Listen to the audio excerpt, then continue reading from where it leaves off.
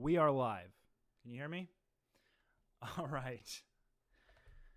Ladies and gentlemen, wow. What a time to be alive. What a time to be on the internet. I'm a little quiet. Let me make sure that everyone can hear me. How about now? Here, I'll just put the microphone closer to my face. Whew. I have been on a mental health break for a while. The ex-Scientology community has been stirred up by a lot of personal opinions, ego, conversations about objective versus subjective morality, and a host of what I would consider childish, immature banter that has irreparably set us back quite a bit. Now, we'll get into all this, but today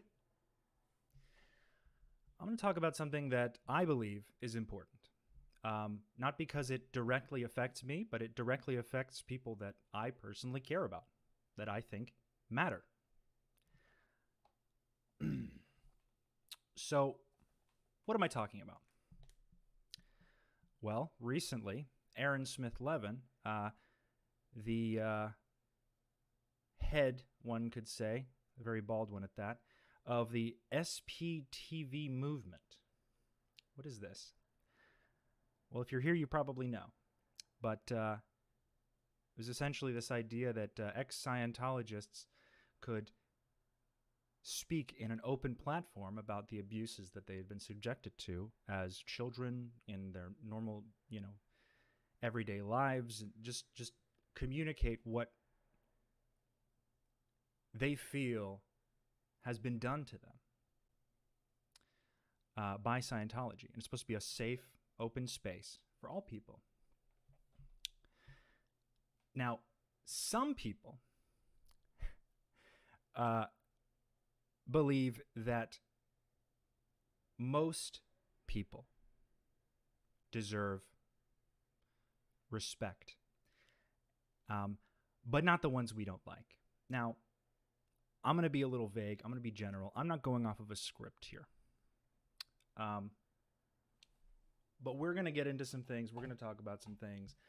And I wish there was a more uplifting reason for me to come out of my mental health break. But when I saw what we're going to talk about, what we're going to watch it together. I've seen most of it, but we're going to watch it together. When I saw Aaron Smith-Levin get on Andrew Gold's podcast with the intent to bash this concept of wokeness and how the racist left made him vote right, I wouldn't say I was shocked. I would say I was amazed that he even had this intention to post it in the first place. I'm going to cover something very quickly before we get into this video. Because this stream is not for me. This is not about me. This is about speaking for people who don't really have the platform to go up against somebody like Aaron Smith-Levin, who has cultivated quite a large fan base of people who are simply attempting to be interested in the concept in the concept that people can be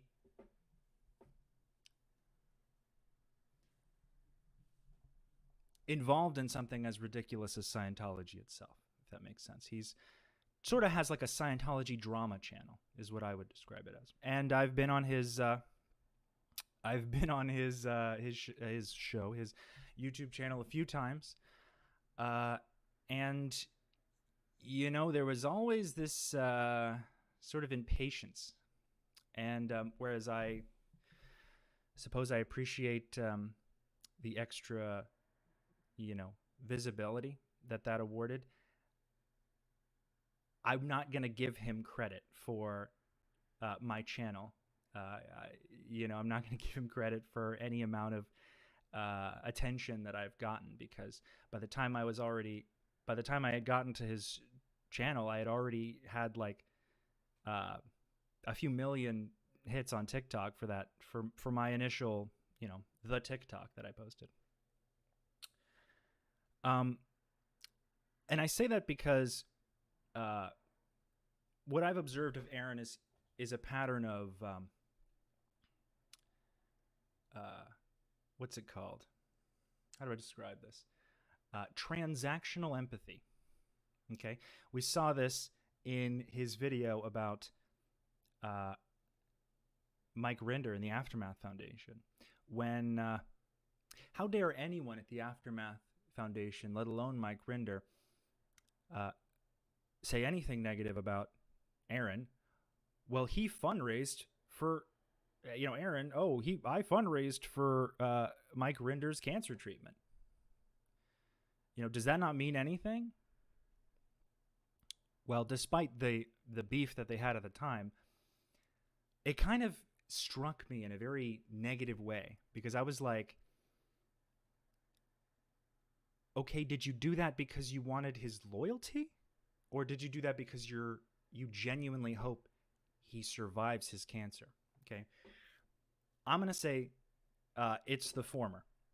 And I'm going to read to you the last text I sent Aaron. Because, I mean, Aaron, from what I have experienced, you know, the most, I would say, I haven't met many, but in this space, probably one of the most manic and disrespectful creators that I've worked with.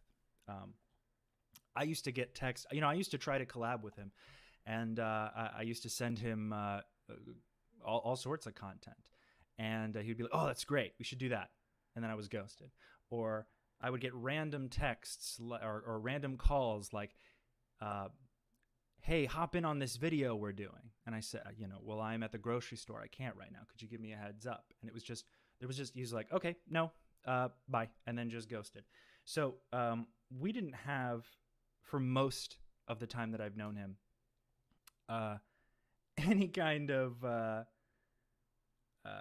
mutual respect. You know, it was sort of like I was being like, hey, what do you want to do? And he's like, I'm doing my own thing. That's the vibe I got. So I reached out less and less as time went on. And I knew that, you know, he wasn't as, I'll, you know, use a word he hates. He wasn't as PC as a lot of the other people, but he at least knew when to shut the fuck up. And sometimes that's important in spaces like this, when we have the internet, where social awareness is at the click of a button and collective empathy grows. You know, I want my fellow human beings to be happy. I care about people, and they, you know, some care about me. Like, I don't think about other people's empathy towards me, but like, I try to just extend empathy to others and understand that, you know, that I have to grow, because what I've known my whole life was methods to control and poison my brain, meaning Scientology. Now, after Aaron went on his tirade, I found myself over in a Mike Rinder stream as that was happening. I popped over just to see what was happening. And the comments that he was getting were disgusting. Now, I'm not loyal to anyone. All right? I am my own person who escaped what I feel was a very dangerous and manipulative and toxic cult. You know, I remember the methods and tactics that were used against me, used to control me, used to make me look down on others so that I, a Scientologist, could raise myself higher. Like, that was just something I came to understand about myself and about my experiences in Scientology. But and I'm sure there's this hidden conversations, but I just never felt like it was valuable to attack other people who were doing the same thing as I was doing. You know, talking about Scientology in a way designed to remove it from power or spread awareness. At the same time, we as human beings in a space, in a social, in a like a hyper social, world where the internet exists, you have to understand that, your words have impact. Your words, there are consequences to things that you say, and they can impact people, and they can influence other people's opinions, especially Aaron, because he sort of dominates the people who knew nothing about Scientology but are now learning about Scientology crowd. He can kind of say whatever he wants, and they'll believe him because he's the guy. So I saw people wishing death on Mike Rinder, an incredibly helpful guy from how I've known him, and he hasn't come out and said that. Well, we'll get to that. He hasn't been as big of a piece of shit as Aaron. I'll just say that. And I'm gonna go into more detail than I need to. Okay. Monday, November 20th at 4:47 p.m. I texted him. I said, there are people in Mike's upcoming live stream chat wishing his cancer will kill him and being disgusted over this whole thing. You need to take some fucking accountability and understand that the way you made that video literally made things worse. Pretending that all of this came out of thin air is so bizarre. And I understand your little caveat at the end, nobody's the bad guy. But you came off incredibly bitter and incited people to attack Mike and Claire. Having the largest platform in this community gives you more responsibility to take care with what you say. And I'm sorry, but that was very reckless and fucked up. You've literally set us back years. Just wow. Osa is throwing a party right now thanks to your video. The infighting is insane. Grow up. And I stand by that. Because, yeah, grow the fuck up. We left this group that had us punching down at every walk of life who wasn't enlightened by Scientology. The certainty you were expected to have is literally life or death. Like your eternity and every, future lifetime after you die, is based on how confident you are about L. Ron Hubbard and Scientology. So, and how much you act upon his teachings, his bullshit, really. Because it is not about what you believe. It is about what you do to actuate upon your beliefs. And I've always thought that, when I was in Scientology, I hadn't really seen enough of it to understand that it was as bad as it is. But when I dove deeper and I committed myself more, I saw I was hurting people. Now, I don't have to believe what they believed. You know, when I was in Atlanta, Oregon, I was being pressured to force one of our new staff members who's, to eat during Ramadan because you have to eat to go into session. I felt bad. And I, although I don't, participate in Ramadan myself, who am I to force this guy? So I felt it within myself that I'm impacting people negatively. That's just one example.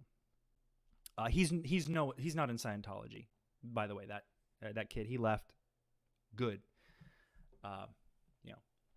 as he should have. But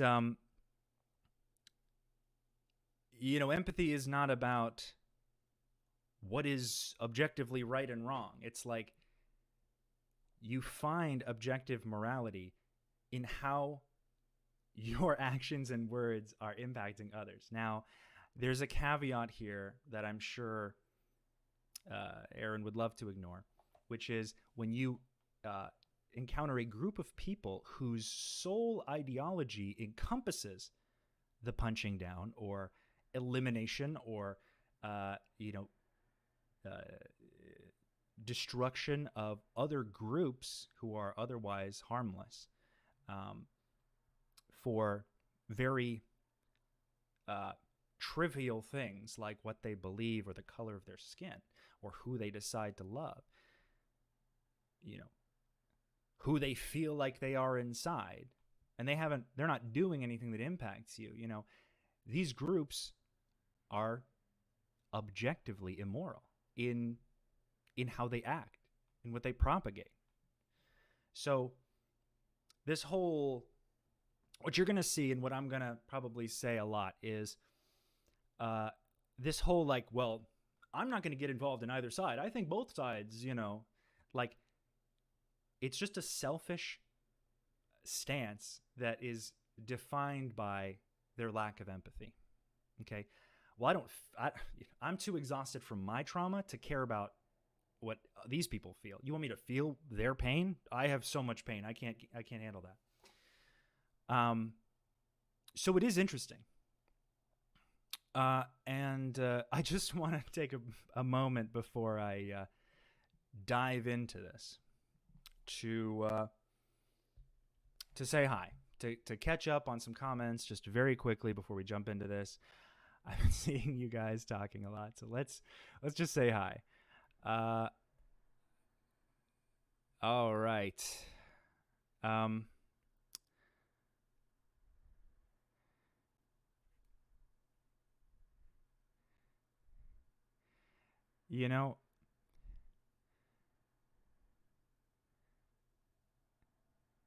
This isn't about hating Aaron. I've watched him loyally up to this point. You got to watch out for that word, it's also like people can say like, oh, well, he's allowed to believe what he believes. You're right. It's the fact that he decided to make a video about it. You know what? I think the context speaks for itself when we play the video. So, and if we get any intense hate in the chat, please let me know. I'm going to try to stay focused because if I get lost in the chat, I will lose my place. So it's not that I don't see you. It's that I'm just gonna, I'm going to try to just get through the bulk of my thing without just too much preamble. Okay, because we're only about how long is this video? We're about 25 minutes in the video. Anyway, okay.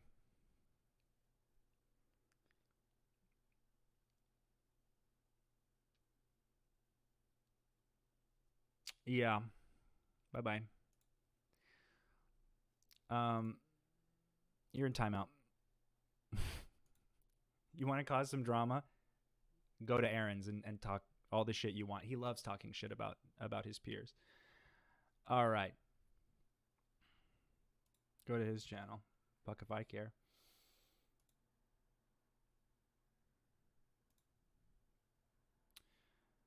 We're also not watching this on YouTube because I don't want to give him the view. So let me set the stage for you. An ex-Scientologist whose platform was built around educating and enlightening people on the dangers of Scientology, as well as giving a platform to ex-members to talk about their abuse, has now created his own studio, okay, called the SPTV Studio. And the first thing he wants to talk about is the woke agenda and how trans people are not valid in their beliefs. Now, this is like the lowest hanging fucking fruit. This is the least controversial video I think I've ever seen on the topic, because these guys are equally as clueless as the other.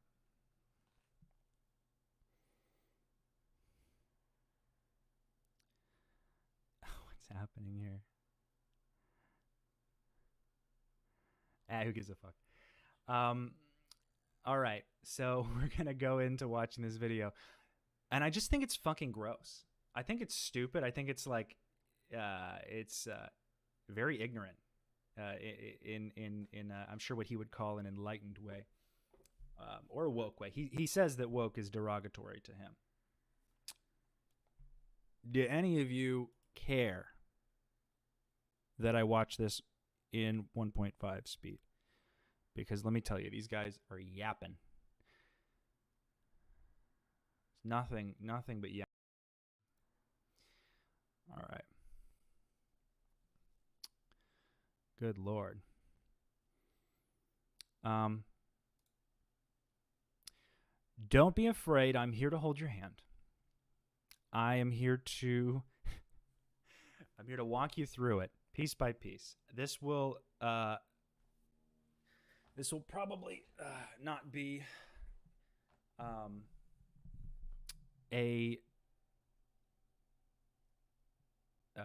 4-hour video like my normal streams, but you know, I'm going to try to keep it as succinct as possible. I've made some notes. I have not finished the video. I got like mostly through it, but good Lord, I had to take some breaks because these guys ramble quite a bit. So this is not on Aaron Smith-Levin's channel.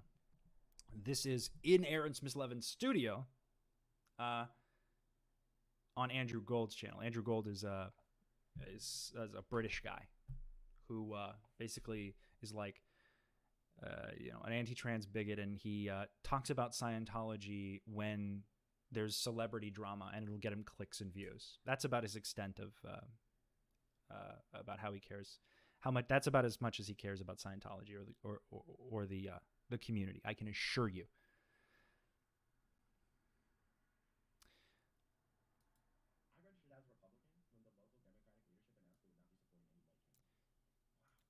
All right, I don't know if any of y'all could hear that, but let me make sure this audio is good. Video capture device.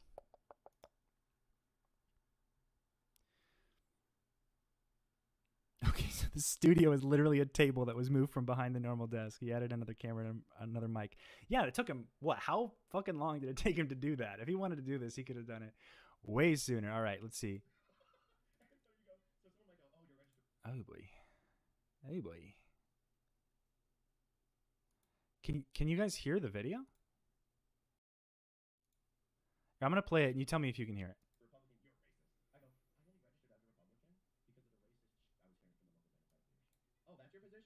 Then I'm going to go register with the other party, because chances are those guys are going to like me better anyway. Ooh, I mean, he honestly, with just the beginning, he covers it all. Here's what I'm going to do. I'm going to check the input from screen capture. Hold on, guys. Sorry about this.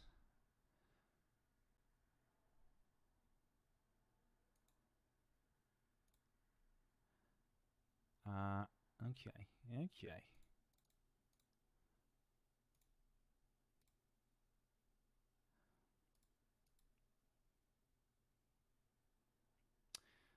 It's not giving me audio update, audio settings for this thing. Damn. Okay, let me just add a new one, huh? How about that? You know, if I knew, if I had any confidence that this wouldn't, that I wasn't gonna have problems, well, we'd be much further, huh? Nope. Okay. This is. I'm sorry, guys. Sorry about this.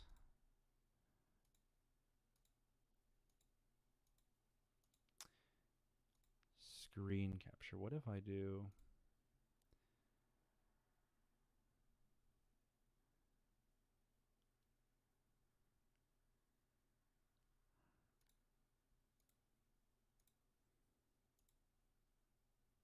Here we go. What if I did this? And then I went over here.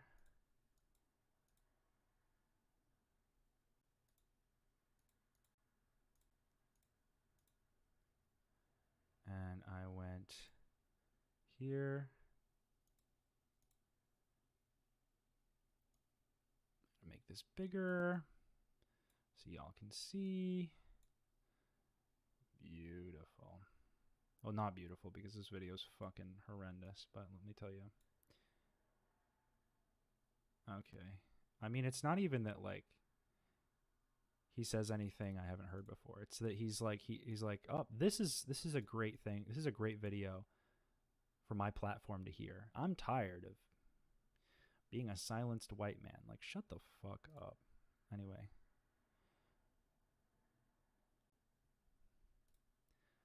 Now.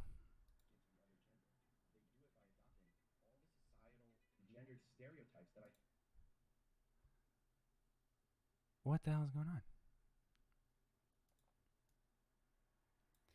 I really hope this ain't gonna make me watch it on YouTube. I'm saying. That's what I'm saying. I'm not gonna waste any more of your guys' time. I'm just gonna pull it up. We gotta do it.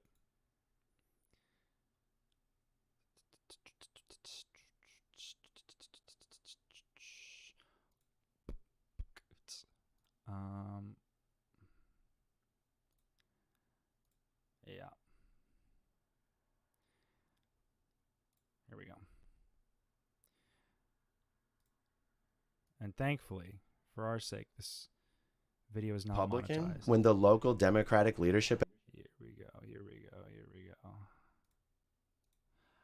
Oh, that's not the app I wanted to open. Now I'm opening the Xbox app. Fantastic. Let's all just give up on this conversation.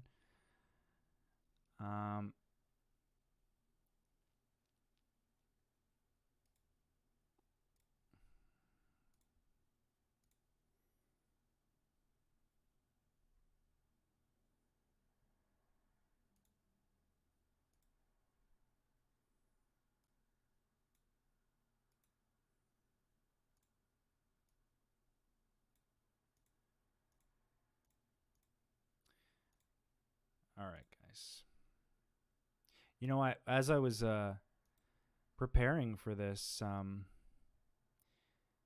I commented on the in the Scientology Reddit because this is where I had seen this posted in the Scientology Reddit, and you know, just me commenting about it and about like wanting to talk about it as an issue.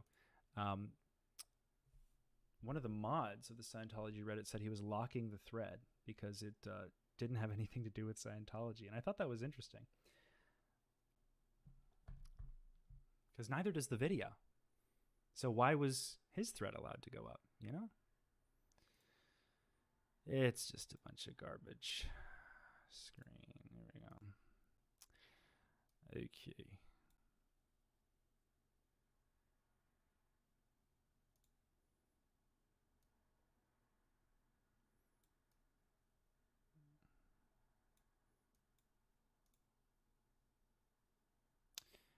And just so the haters know, yeah, I'm bitter because lick my balls. How about that? Your opinion means so little to me. Anyway. All right. We handled that. Let's play it. Announced they would not be supporting any. There it is. There it is. Y'all can hear it now. Okay. Let's just pull this one back. All right. So it's a little shocking. He says a lot of things in the beginning that he thinks are very harmless. Andrew is,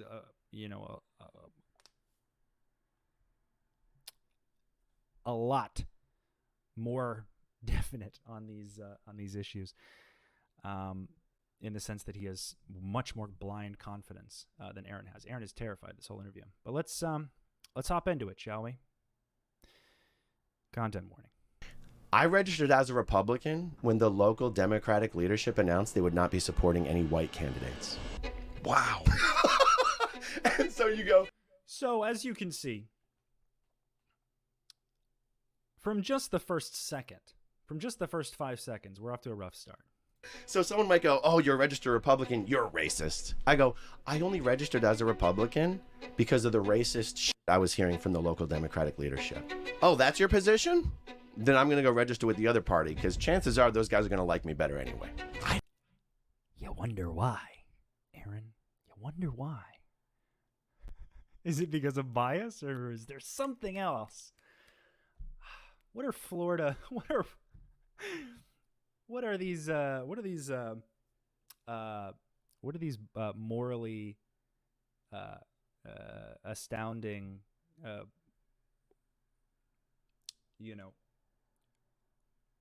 people in Florida running for office for? I don't think it should be offensive to say trans women are trans women, trans men are trans men. Why is it that when someone's transitioning to the other gender, they do it by adopting all the societal gendered stereotypes? Also, this isn't about Republicans versus Democrats. This is about human empathy. All right? I'm not going to tell you who to vote for. I'm going to tell you, give a shit about people in the world because you have not suffered the worst. If you think that you have had it bad, there are people out there who are having it much worse than you. And that's all I'm going to say. Care about them and make informed opinions upon, caring about, having fucking empathy. I don't know. I'm just repeating myself at this point. Stereotypes that I thought we were supposed to say was just a construct. I'm a big guy. Someone explain how we got out of that hotel without someone calling the police if anything this girl said was true. Everything out of her mouth was a complete lie. I don't know that I can survive being accused of this. I'm conscious people listening will be going, or watching will be saying, what did he do? Oh, you know what? Well, this is the inauguration of the SPTV studio, so... The inauguration of a beautiful friendship. Welcome to my studio. Welcome to your show. Thank you. So, Jordan Peterson... What a start. Aaron I'm going to get you cancelled today. That's on the Jordan Peterson program, where Jordan Peterson said that the woke agenda is worse than Scientology. Jordan Peterson, who famously wrote a book. I mean, if we get into, I'm definitely getting demonetized if I talk about anything Jordan Peterson says. Jordan Peterson is an absolute insane person. That was one of the biggest red flags for me, was that he was just willingly on that. But there's a reason that it's there are correlations between this and that, but we'll get there. That's what this is all about. Jordan Peterson told you that woke culture is more dangerous than Scientology. Whether that's actually true, I don't know. But do you see parallels in aspects of the authoritarian left? Okay, the authoritarian left. Well, I hope you don't mind if I chew on this for a little bit. Because me personally, and this is the episode where you try to get me canceled and I dance around like a politician. Which is an insecure way of saying I have very negative views, so I'm going to filter it through the nicest language I can, so it best puts a pillow under me leaping headfirst into a very problematic ideology. When I generally don't think of the authoritarian left without also thinking about the authoritarian right. And I don't even say that to be wishy-washy. But I know when Jordan Peterson says what he says, he's thinking about the authoritarian left. I personally see the parallels between Scientology and both sides. Well, let's start with your channel, because we put up a picture on my channel, like we're going to do something together. People know that obviously I do a lot on Scientology. You were in Scientology. We're going to get into that as well. Yeah, he does a lot on Scientology celebrities because it gets some clicks. Aaron told me that himself. Literally said that, oh, well, Andrew Gold only gets really good views when it's about Tom Cruise or Scientology or Katie Holmes or some shit. He literally told me that. So I have zero respect for Andrew Gold. And they know that I've now got this other channel, Heretics, which is this, where I discuss a lot of stuff that is anti-woke, as well as anti-other things or whatever it might be. And how was the reaction from some of the sort of more extreme people? Yeah, so last night when I put up a photo of the two of us in this studio, because you and I have overlapping audiences that are huge fans of the both of us, yeah, I was like, oh, I'm so disappointed that you're going to sit down or spending time with such a hateful bigot such as Andrew Gold. And I'm like, Andrew, like, I've known Andrew, like, well, you know, we're YouTube buddies. Like, we've grown. He was YouTube buddies with this bigot, so he can't be a bad guy. Let me remind you that I'm not gonna name drop him, but Aaron has a. I was just about to give some people some attention I really don't want to give them. There's another creator who Aaron was best buddies with, who turned out to be one of the most reprehensible, scammy, transphobic, homophobic, hateful, threatening to beat trans women with baseball bats, robbing, stealing from people, manipulating people. Like, you know, he's been effectively deplatformed because he literally cannot stop himself from lying. But it's just so funny that Aaron's like, what? But I'm friends with the guy. So he's not a bad guy. It's like, yeah, if you're the center of the universe, you're gonna have uninformed opinions based on personal bias. Up, our channels grew up on YouTube together. You're not a hateful bigot. And I've never had that reaction to anything else I've ever posted on my channel before. Now, that's probably because your new channel, Heretics, does, you know, there's sort of a theme of anti-woke content. Is that how you would describe it? Yeah. Not necessarily intentionally, but it's sort of, that's the way it's gone. Yeah. So what is that? Is it sort of feeling of... I just say things I just say the first thing that comes to my mind, and people are like, wow, why'd you say that? That was like pretty bigoted. And you're like, well, it's what I thought, so it can be okay. Like, that's the ultimate aspect of this conversation, is that they're just two totally clueless straight white guys who just have no idea. And I myself am not a trans person. I myself am not gay.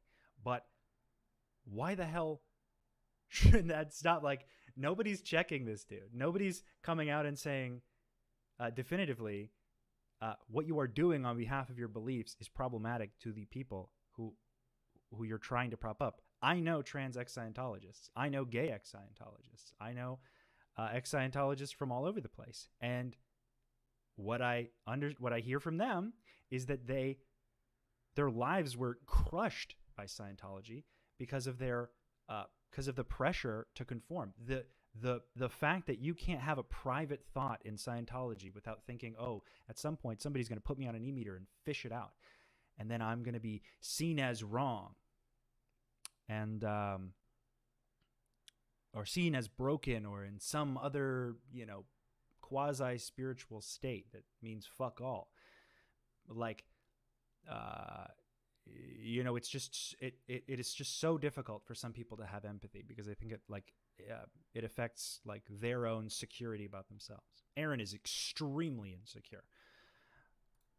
So to me, what it is, and let me know if you think the same, it's a feeling of, if you think differently from what my... Steely Dancer, you're right. Calling them clueless is letting them off easy. These are dumb men. These are, they avoid learning things outside of their own scope of understanding because, you know, if it just seems a little icky, but I don't want to believe that. Or I don't have to think. You can think that way, but I'm not going to think that way. I'm going to actively talk shit about you and bash you, but that's just what I think. I'm just using my platform of 200,000 subscribers to do so. So that's just me. It's like, so it is malicious, but in like this, they don't know how absolutely vile and stupid it sounds because they are self-involved. My dogma is, and you're right to point out that this is on the far right as well. The reason I cover the left is because I don't know anyone on the far right. All my friends I've grown up with, who I'm obviously trying to annoy now, are either centrist or they're far left, and that's why I do this. It's much more interesting to me. Doing the far right is like, yeah, of course, my family are Jewish. There's the Nazis, there's all that stuff. Like, of course, but it just doesn't interest me enough because I want to annoy my friends more. Just gonna let that one speak for itself. So that kind of, if you're thinking differently, you're out. Yeah. Is that something you recognize? And are you fed up with that? Absolutely and absolutely. What's interesting for me is that because Scientology, my experience with Scientology, when I think about it, I more closely align it with the authoritarian, conservative, moralizing, judging bad behavior. I mean, I got myself into a similar situation recently where... Okay, so you see how he says the authoritarian right is about judging bad behavior.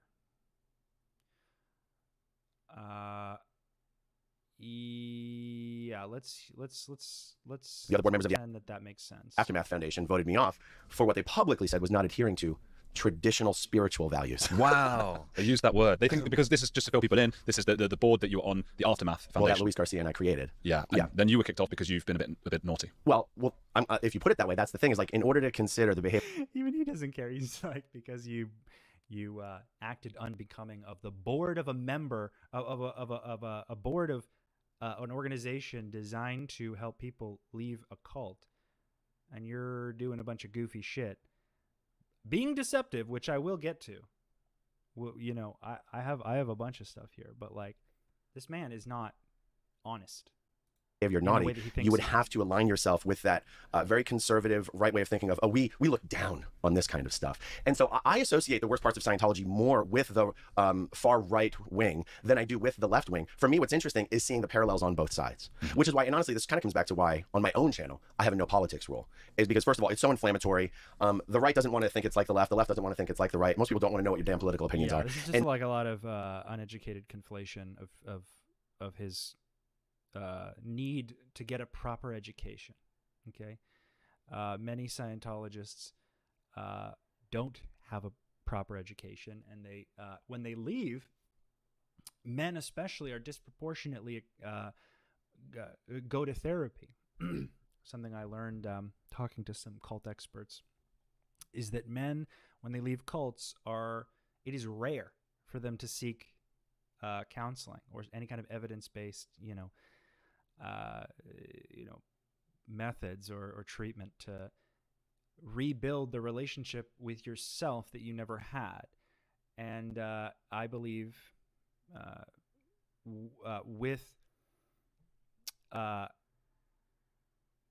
that in mind, we can also ascertain that perhaps spending so much time with ex-cult members, so many triggers. I mean, Aaron himself says many times that he doesn't like therapy, he doesn't want to go to therapy, he hates talking about his emotions. Yet he's always on these interviews, and he's always on these podcasts where he's bawling his eyes out and like making a whole thing. I think that like each one of these is like a little therapy, like little for him. Like he just wants to get it out. He wants a lot of attention on himself, and he wants to let it out that way, because it's like, it's not for nothing. He doesn't have to pay to handle his own shit for himself. He gets paid for handling his shit. He's not handling anything. He gets paid for handling his shit just on a bunch of people who agree with him already. It's like, yeah, I could cry every time I get on stream about how fucked up my life was in Scientology, but like, where am I going from here? Okay, where am I? I've left the cult. What now? Do I just sit in my fucking emotions the whole time? Or do I want to maybe reach out? Understand, with relation to what Scientology took from me, what parts of me are real, what parts of me are not real. You're going to hear a lot of Scientology like slang and buzzwords in this interview. And without a doubt, what I hate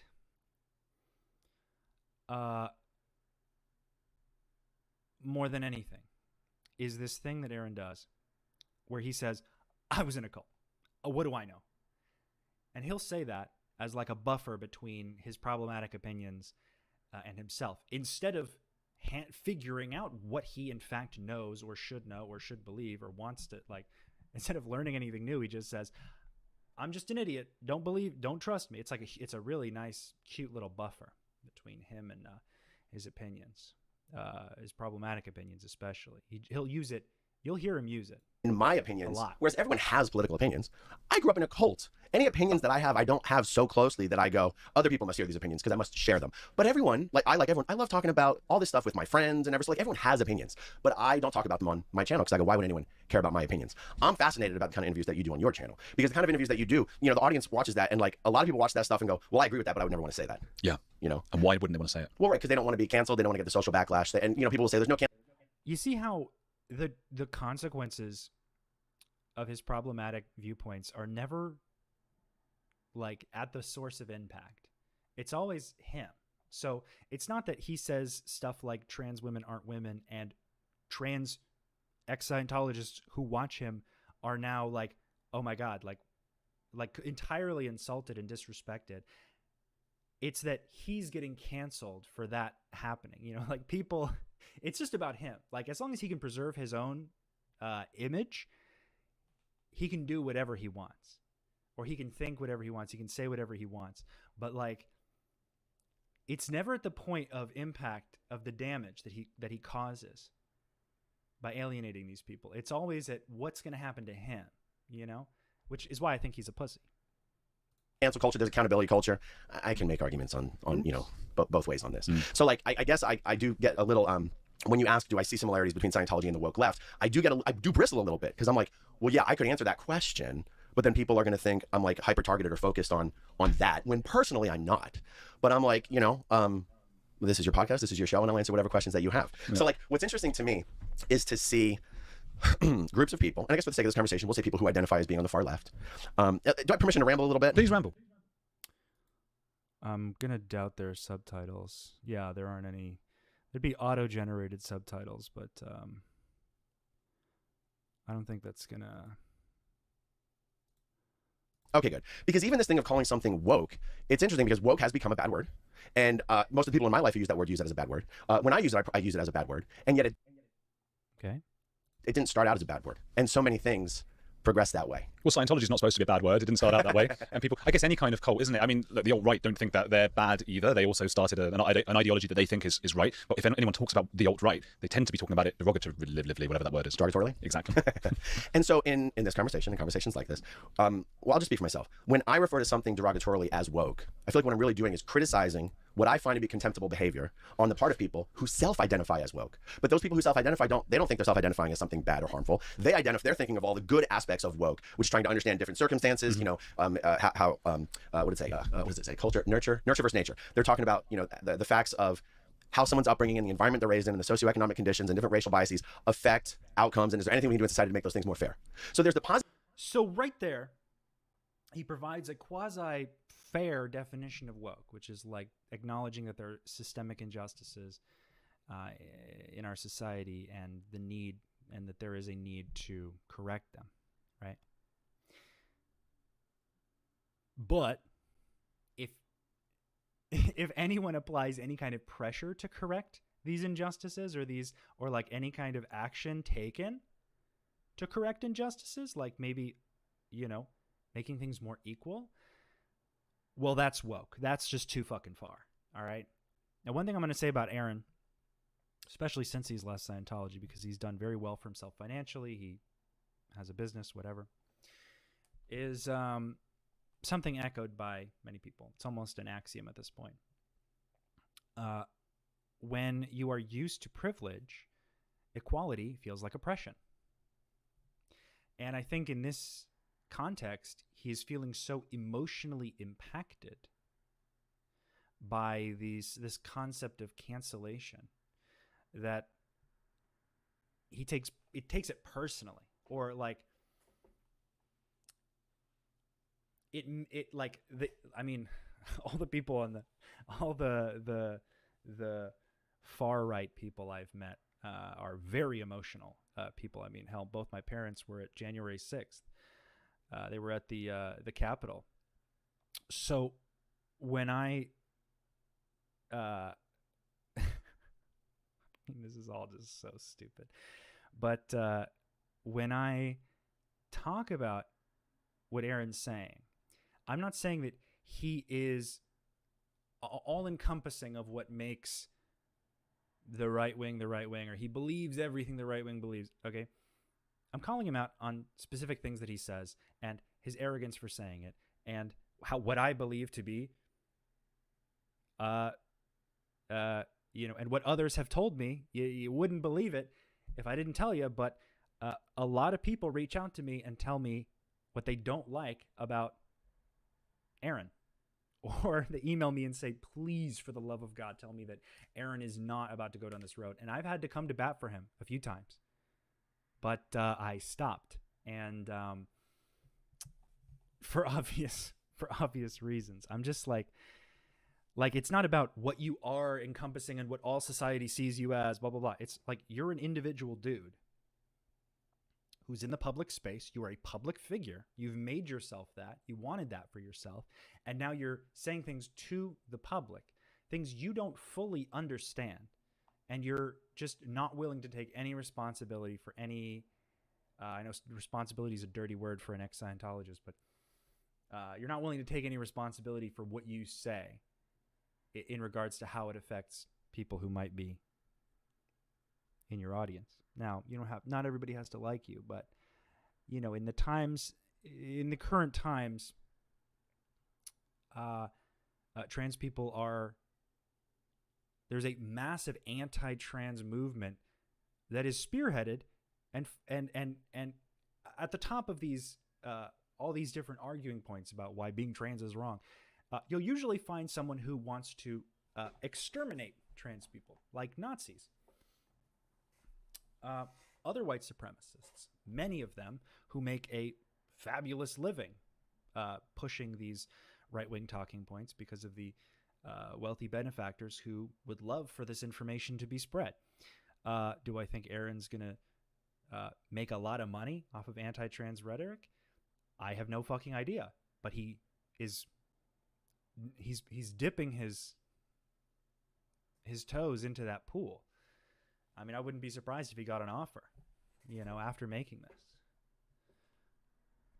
Positive aspects of what woke was supposed to be, and then there is what is now the contemptible behavior on behalf of people who self-identify as woke. So even these terms themselves mean different things to different people when they say them. I mean, do you agree with that? Yeah. Not only do I agree, I'm trying to think, okay, but isn't it different, the woke thing because of the righteousness? But then how you would just explain the right side, that conservative side, is also very righteous, isn't it? It's like we have the true truth, and so we will kick you out if you don't say it. And I wonder if one of the... Michelle said, like Goldie. Yeah. And Goldie was gross, but who brought in Goldie to be a mod? Someone who doesn't give a shit the effects, that she causes. I've had to reach out to people, reached out to the Headleys and been like, drop Goldie now. This is why. And they did. And I have that much respect, except for Aaron, who's like, well, I didn't know. I don't know anything. People get all up in a tizzy about everything these days, It's like, well, he... sits in his house, that he doesn't live paycheck to paycheck. He has a pretty comfortable life. I'm assuming he pretended to be a family man for years, and then just went city to city and fucked whoever he wanted. And it's like, I find it disingenuous. Like, you aren't like you're not as like, your life's not that hard. I mean, it probably feels harder when you don't go to therapy. I'll concede to that. But, a lot of emotions in this guy. Comes out in the color. He turns really red when he gets heated. Interesting things is we're here right now in Florida, which is known as a Republican state, I think. Am I right in saying? Or well, it's at least known for that. I mean, I think the actual constituency is surprisingly 50-50. But again, yeah. And his sex life is nobody's business. I agree. But he could have simply been honest. Later in the video, he'll say, he'll talk about how me and my wife were in an open marriage, or we were separated for 5 years or whatever, but I didn't know how to tell, what language to use. Tell people you're separated. Or, like, don't say that you're a married man, or don't, like, if you're just married for the kids, that's your own fucking business. But you are a public figure now. So what you say, again, like, we're acting like this guy's like doing all of this in the privacy of his own home. This is a guy who wants attention and is getting money for the views that he gets. All right. So he should at least be direct. Or, I mean, his insecurity could probably be the reason he wasn't as direct. But again, that just proves my point. Like, this is like 101, you know? But if you look at the elected leadership, I think it skews very heavily to the right based on a certain gerrymandering things. Okay, yeah. So, but you'll be more used to having like a friend who might be openly centre-right or something than I would be. In London, this sort of... Probably. Somewhere in London, you know, where I grew up, around all these people studying literature or whatever it is at university who are able to have these luxury beliefs, they're all woke and left-wing. I don't know anyone who would say a lot of the things that you'd hear in Florida, like gun control, all those kinds of things. Do you know what I mean? So that's where I'm probably annoyed day by day by people who I see as woke. Yeah. I don't know anyone who's the other way, whereas you might get annoyed by people who are too far the other way over here. Just give me a minute. I wanted to show you the psychology of secrets, my adventures with... I'm not going to use any of this. I'm not going to give this motherfucker any credence at all on that. I think in a lot of... Wrote a book that says objective morality doesn't exist. Okay? No one's ever said that before. The conversations that you hear people attribute to the wokest of the woke. The conservative, and I'm hesitant to sound like I'm painting all conservatives or all Christians with the same brush. It's just kind of how my mind thinks, right or wrong. The super conservative Christians are just as, if not more, righteous. I wish there was a word for conservative wokeism.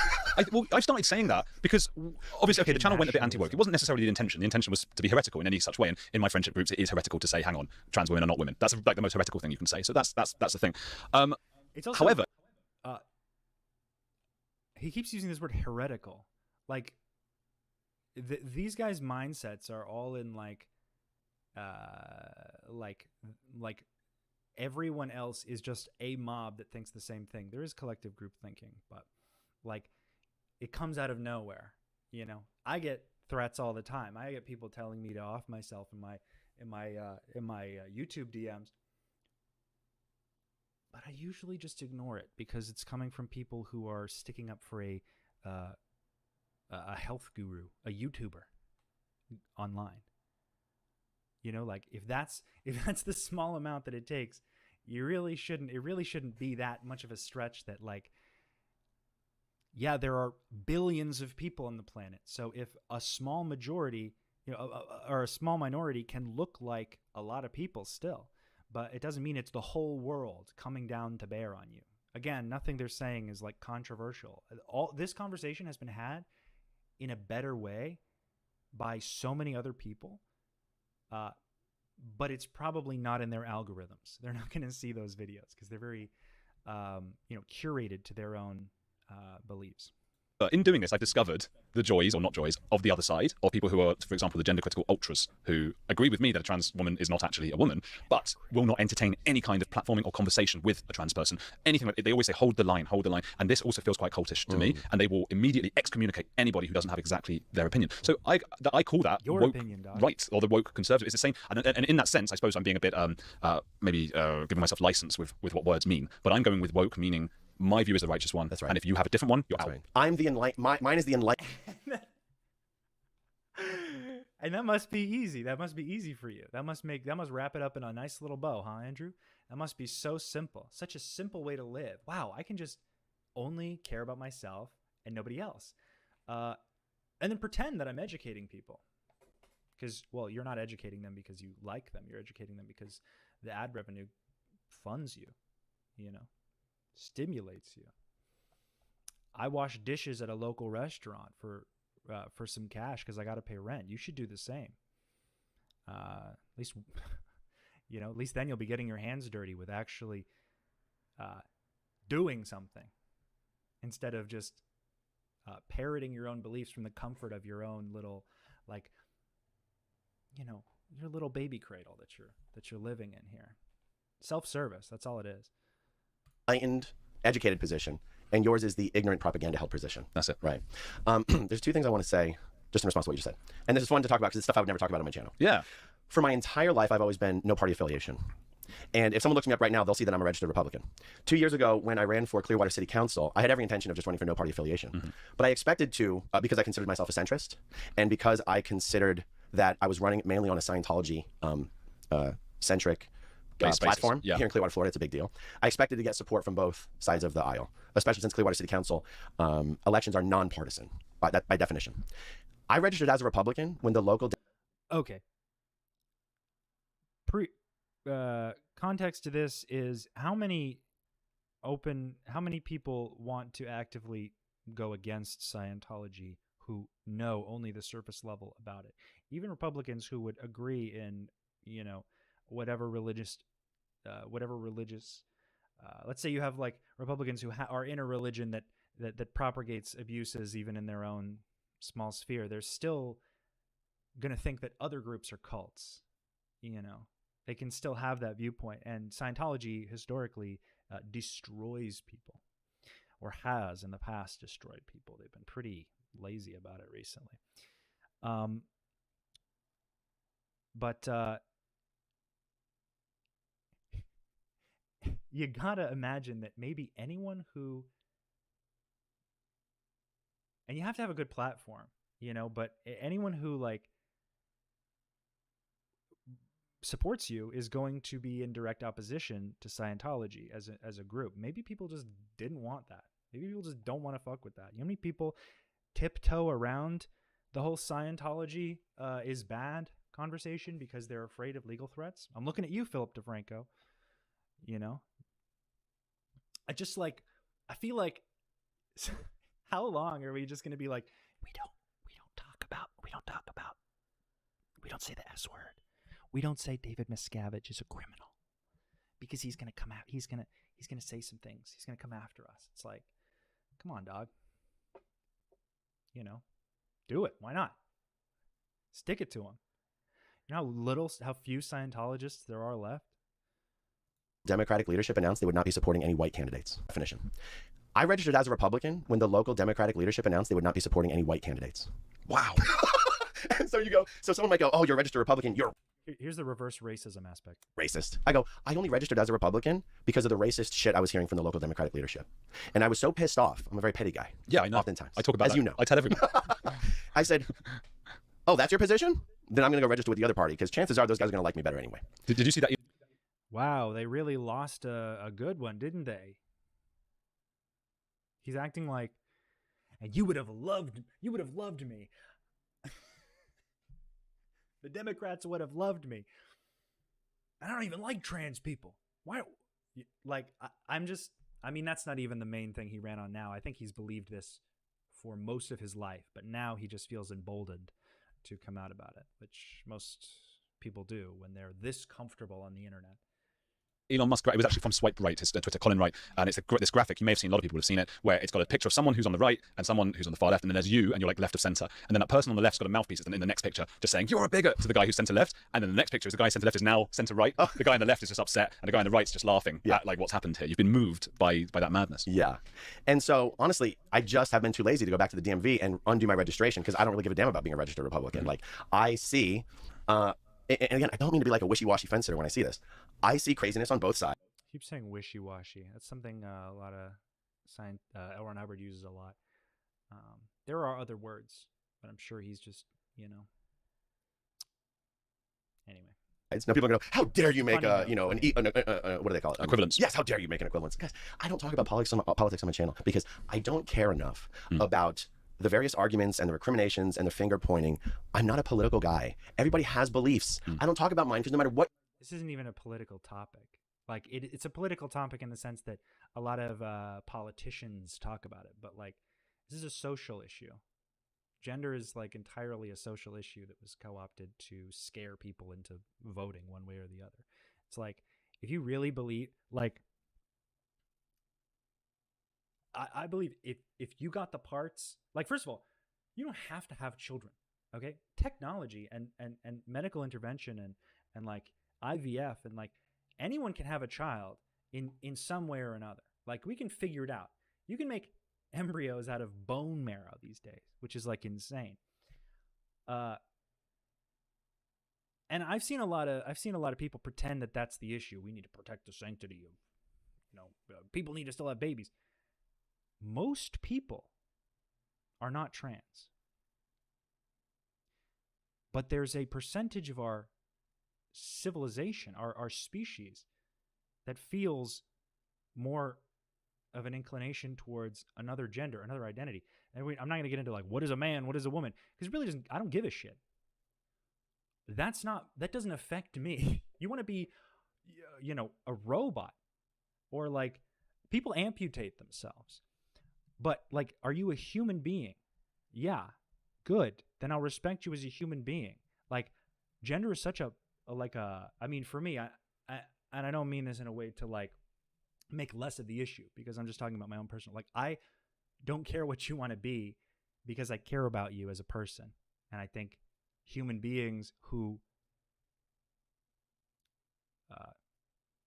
suffer a sort of mental agony by their oppression because they have to be a certain way, you have to be X, you have to be Y. It's like, who gives a shit? The person pointing the finger and saying you have to be, that's the only person who gives a shit. And then you just make up a bunch of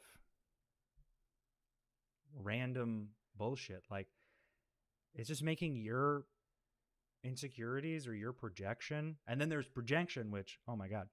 But you're kind of making it other people's problems. It's not like there were trans people before, it became popular in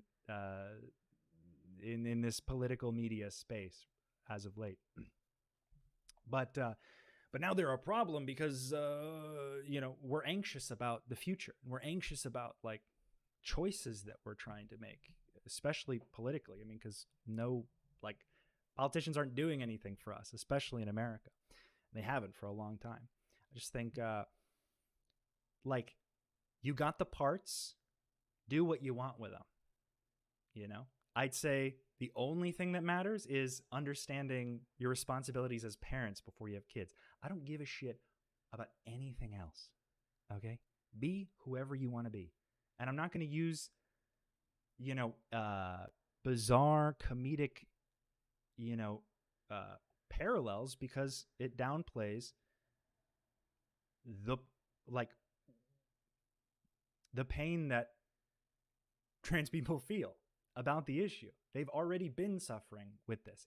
If they've made it, if they've transitioned, what you have to go through, emotionally, to get to the point where you decide it's safe enough or you're confident enough to transition, like, in this world, yeah, I respect the hell out of it. I mean, just as an action, it doesn't affect my masculinity or my, how I feel myself as a man because somebody else doesn't feel like a man, or doesn't feel like a woman. It doesn't,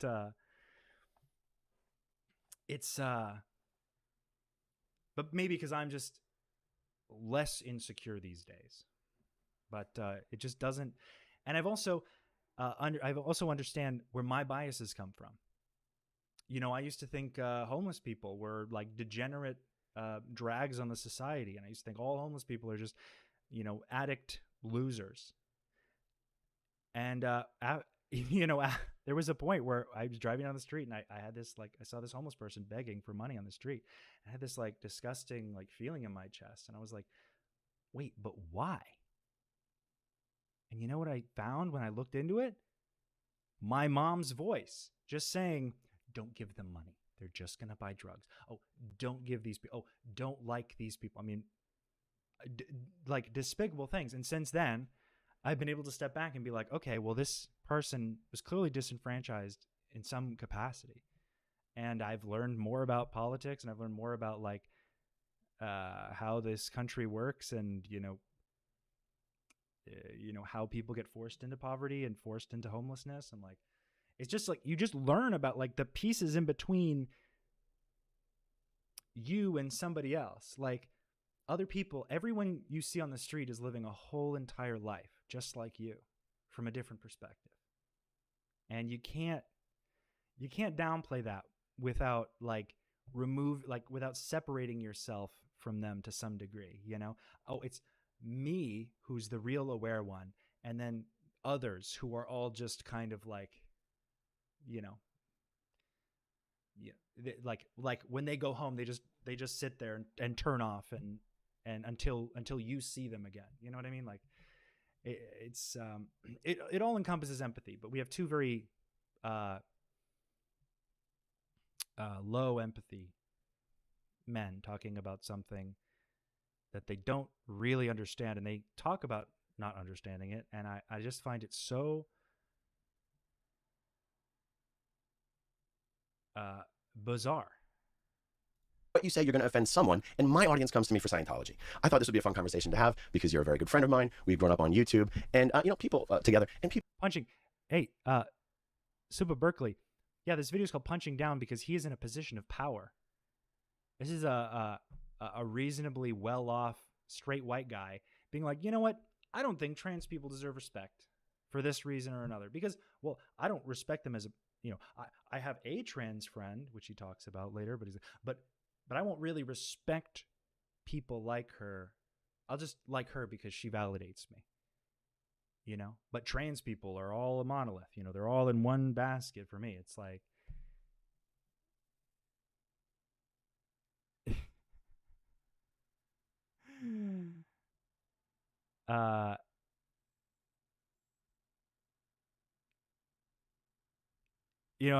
maybe out of context, but that's just what it sounded like. It's just very, like, he is punching down. I'm not rich. I don't have money. I got, I don't think any money in my bank account. I think I have some in savings, but I get paid later. But I'm chilling. I'm surviving the best I can. And him where he is, and he has the most subscribers of any ex-Scientologist, because most ex-Scientologists don't want to be a YouTuber. They want to, like, figure out what's going on with their life and their emotional, like, the consequences of being emotionally manipulated their whole fucking life. People should be comfortable having conversations like this. Did he say that they don't deserve respect, or is that your summary of what you think he meant? I haven't watched this interview many times. We'll get there. I am saying the latter, but you'll see why. Yes. Certainly they have conversations like this in their own home, and honestly, it's fun to start having some of these conversations in public. But I've seen people in the dark recesses of the internet be like, oh, he's a Republican. It's like, because the Democrats were being super racist. But it's not like I sit here going, again, reverse racism. How does like how have you been affected by reverse racism? How are you oppressed on a day-to-day basis if it's not like, yeah, make that like why people are being racist against me? The baldest, whitest man in the room. I mean, I don't know. He's next to this guy who's also pretty white. But Aaron's, I'd say, with the ginger beard and everything, it's the scales, the proverbial scales are tipped in his favor. It's not like I'm sitting here going, the Democrats are the true racists and there's no racism on the Republican side. What happened to me was just very, very specific. I don't necessarily extrapolate that one situation out, although many do. And I like hearing conversations and arguments and debates where people are arguing about this stuff. I don't know. I do find political conversations very entertaining. I find them informative. I find them to be growth opportunities. I just don't have personally held beliefs that I hold so closely that I want to spend any time arguing about them. But now look, you've done a lot of trans-related material. And now I've heard that so many times by so many different people. I feel like with that, like, it just translates to me like, I believe stuff. I'm not really willing to learn new stuff that'll upend those beliefs. I'm pretty comfortable. And I know that if I talk about it, it's going to be like a whole thing. And I'm going to have to do a lot of preamble. I might get canceled. Like, if you feel that way, maybe there's a problem with those beliefs. Maybe you should introspect a little bit. Oh, but no, he can't go to therapy because scary. On your channel, which in my opinion is what people were talking about when they responded to my YouTube post with, oh, he's a bigot. I'm not going to be somebody who pretends to have a lot of trans friends. There's only one person I consider who's ever been in my life who's an openly trans person who I actually know and am friends with and like. And do you mind if I give her a shout out? Yeah, please. Hollywood Aja. She's a TikToker. She's a streamer. She's a Scientology protester. She is the loveliest, kindest, most beautiful soul one of the most I've only even spent a short amount of time with her. I think on TikTok she says post-op trans woman. Okay. If you met her, you'd like, this is a woman. Okay. I would never ever dream of doing anything to misgender her or dead name her. Thank God I don't know what her name used to be or anything like that. And so I go, for me, that's a positive experience with a trans person, and I'd want to respect that person and protect her rights and whatever. But I think you could have a I wanted to help her and respect her rights, blah, blah, blah, whatever. This conversation is about why you don't think trans women are women. And he's going to put classifiers on it. But I think that's just so, you just like, I met a trans person. She was incredible. You know, like I would never dead name her. I'd never do that to her. But to trans people in general, like it's still just such a separation. That's why I think like because there was a trans person who validated him, he's willing to let her in. He's willing to be like, okay, well, you know, I'm cool with you. You're a good one, you know, but all the others are weird. I mean, he doesn't say that, but I'm going off of vibes. Okay. I'm not an expert in many things. I just know a little about a lot of things. But when it comes to cults, I do know a lot. And I also know like a fair amount about, you know, when people, like what cults do to your mind, what cults do to your brain.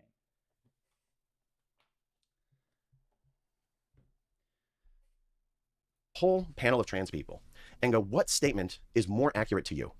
Trans women are trans women, or trans what statement ever? But I think you could have a whole panel of trans people and go, what statement is more accurate to you? Trans women are trans women, or trans women are women? Like, which statement feels more true to you? Or are there agendas behind these statements? Because I don't. If only there was a trans person in the room to converse about this. And that's what I did. That's what I find is like most pathetic about this interview is that, one could gather a panel of trans people, or one could speak to trans people about this, and then just doesn't. And then yet instead we are in this room with just two people of you know, reasonable privilege to be what?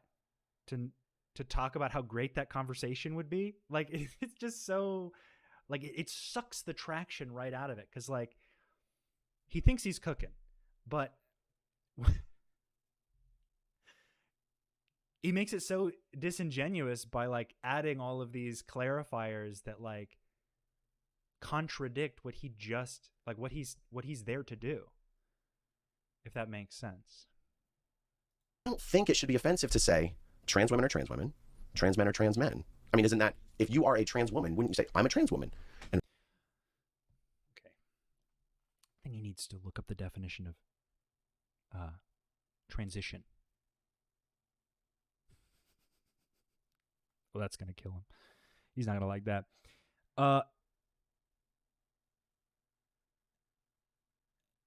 Yeah, why not just call you a cis man instead of a man? Why not just always refer to you as a cis man? You know, why not always refer to you like, does that seem fair? Or do you think that, no, you're just a man because you were born that way, and there is a what is called a definite normal. There's like you know, born a man, I'm the normal, and you know, you are not normal and like low, therefore like lower down, so we have to put a little asterisk. Well, she's not a woman, she's a trans woman. You know what I mean? Like, it's just such, it just, the nuance in the implication to me is so, it's just disrespectful. And I know because I speak to trans people, and you know, I've known people in my past who, you know, transitioned, and there is no difference that matters beyond like, and how do you feel now? And are you better now? And how, or like, are you more confident now? Do you, how do you feel about life since doing this? That was my biggest question. Like, not like, you know, there's the buzzword of, oh, the trans people are indoctrinating children, which means nothing because you can't really, like, it's just such a general statement. You know, And shocker, trans people who, committed abuse against children are usually held accountable for that abuse. Although most people abusing kids these days are people in churches. They are men, and mostly white men. I'm not going to say mostly white men, but I'm going to say, like, I've been seeing a lot of white pastors on my social media who are getting arrested. I just get like compilations of like, here are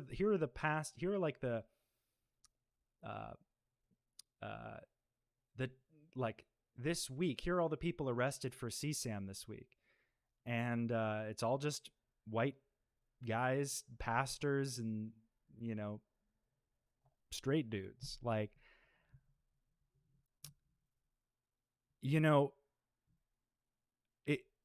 but he doesn't give a shit about that. He doesn't give a shit about nuance. That's too much to think about. Then you're going to think about your own emotions, and he doesn't want to do that because that's scary.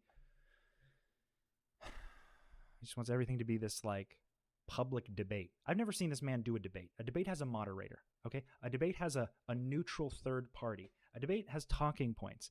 These are not debates, okay? These are like, these are confirmation bias discussions, because his mind isn't changing. Even if, these are two very like-minded people, but when I've seen him debate people, his mind doesn't change. He doesn't, there is no like end goal. It's just two people having a quasi-contentious conversation. No, don't say that about I'm sorry for the rambling, but I just, it's crazy.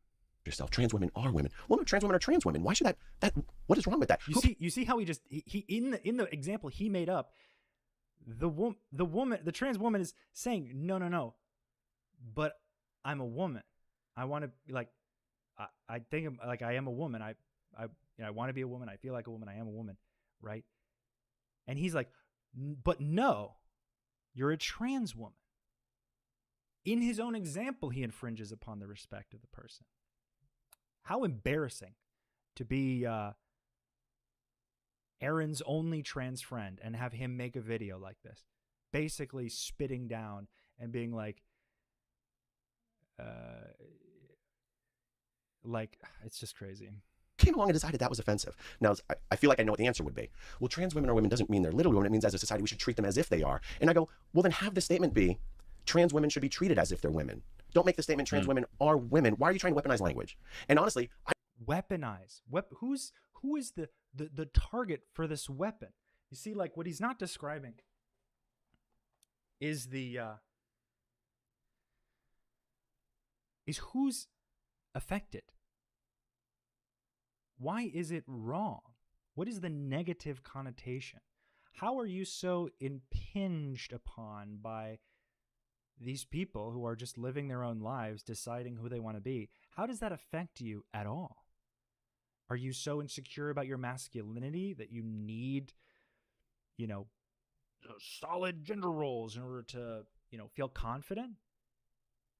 Or you need like this sort of antiquated definition of masculinity to prop up the parts of yourself you feel like you lost when you left Scientology?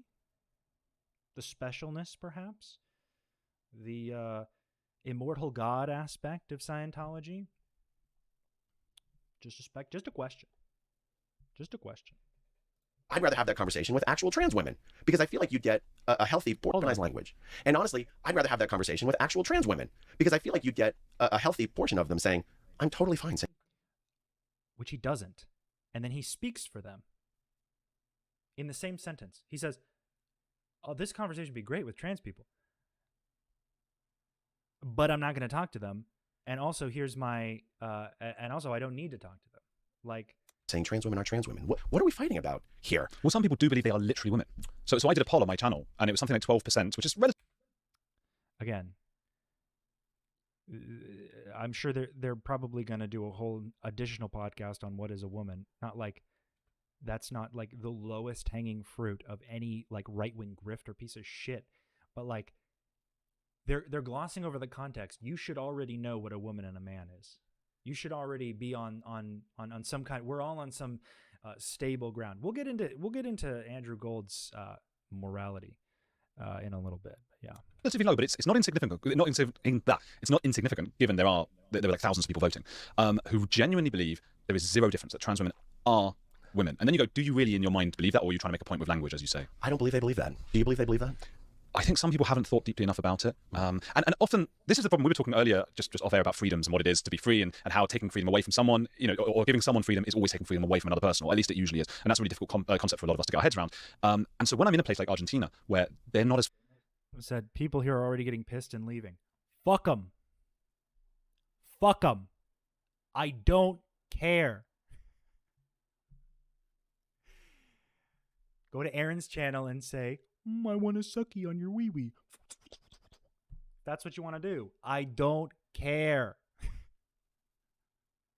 Bye-bye. Bye-bye.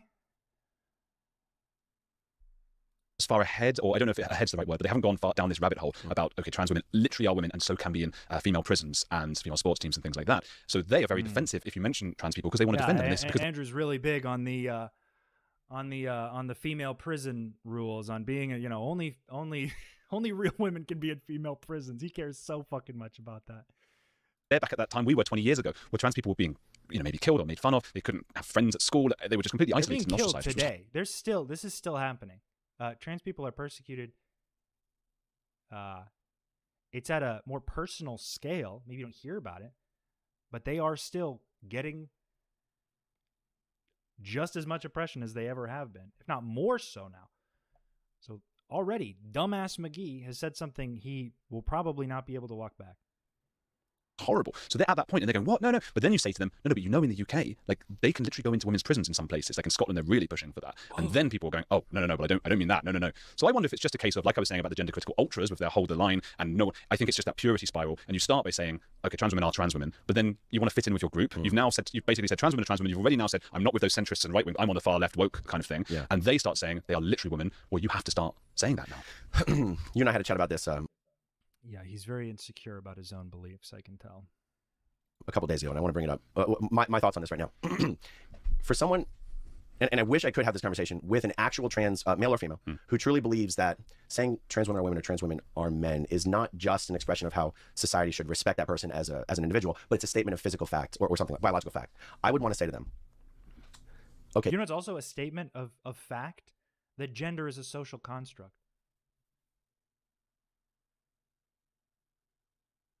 What's that? Silence? Yeah. Crazy. But that doesn't matter to you because it doesn't fit your weird ass made up bullshit narrative that you have to make a public discussion for no fucking reason. Good Lord. Okay, if you're saying, get over yourself, bro. I was assigned male at birth, but I was actually born a woman. I was actually a woman when I was born, but I was assigned male at birth. I would want to ask them, when you say I, are you referring to your brain or your spirit? Are you saying... I don't know how I missed this. I just scratched the fuck out of my forehead. I don't know how I even missed this part, but did you hear it? Let me just play that again. This might be a 4-hour video. Woman.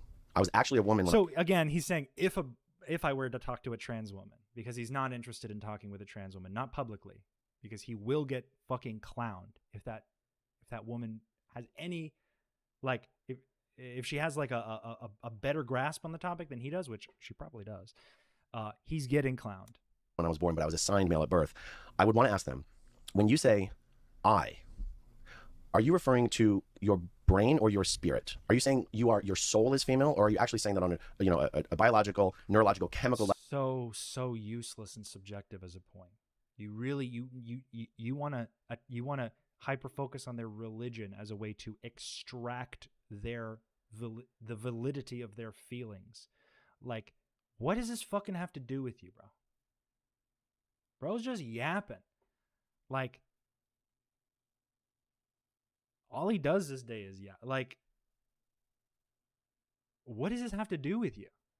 Why did you feel the need to make this video? Do you know how many ex-Scientologists you alienate? I can name 5. I won't, because they are too afraid to come out against something so destructive. But the fuck is your problem? You're just being like, all this is like, oh, the woke mob's attacking me. Yeah, because You're being a dick. That's what it boils down to. There's not some social prison. It's you're a dick, and people are trying to stay positive, and people are trying to become more empathetic and more inclusive and more like, so that everyone on the planet can feel happy, and not just the ones we like, the ones that you know, all people except the ones that give us an ick or make us feel icky. Like, bruh. Like, the fact that he even has to ask this question. Level, you're female. Because if you're saying you have a female brain, that's regression into the problematic gender science of the 40s and 50s. Yeah, let me guess. They're going to talk about abortion next. I'm sure they will. Or we'll just wait until Aaron accidentally gets a woman pregnant. Some, random woman pregnant. And then you're going to say, well, she baby trapped me. And here's why abortion is important. Like, only time will tell. If I'm not mistaken, I'm no historian here. I grew up in a cult. But back when you're saying, that goes back to the type of science of like, no, women were in. He seems, Jesus Malarkey, he seems open-minded because he's soft launching his bigotry. This is like I don't really care about anything. I'm just asking, but I would love to ask. I would love for it to be okay for me to say that I don't think trans women are women without actually saying it. So I'm going to layer it in all this fucking bullshit, fluffy language about hypotheticals. And if I were to talk to a trans woman, who I would give full respect, by the way, like, but what the fuck you're on this dude's podcast talking about how you don't think trans women are women in some weird way where you don't not think that. Brain broken. I mean, of course he's brain broken. He grew up in a cult. But his resistance to treatment for his mental ailments caused by being in such a high pressure group, we are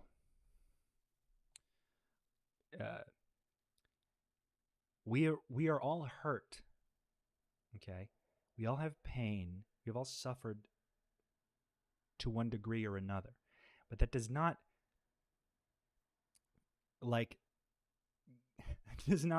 in my opinion, I'll say in my opinion, that does not give you agency to,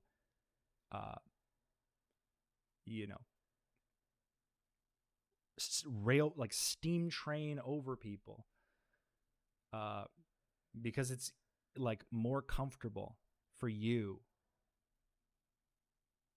to not see them anymore, or to not interact, or to think that they should be displaced or something. It's like you're on thin ice, bro, with this language. It's just, that's why I'm saying, like, he could just say it.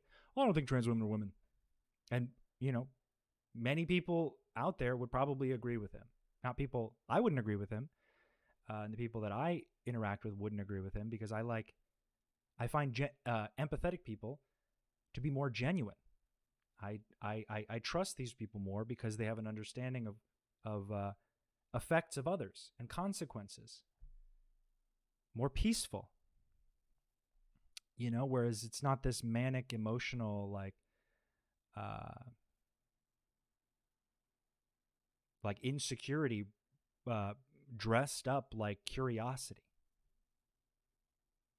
Because he's not curious. He's made up his mind. He's on a podcast talking about this.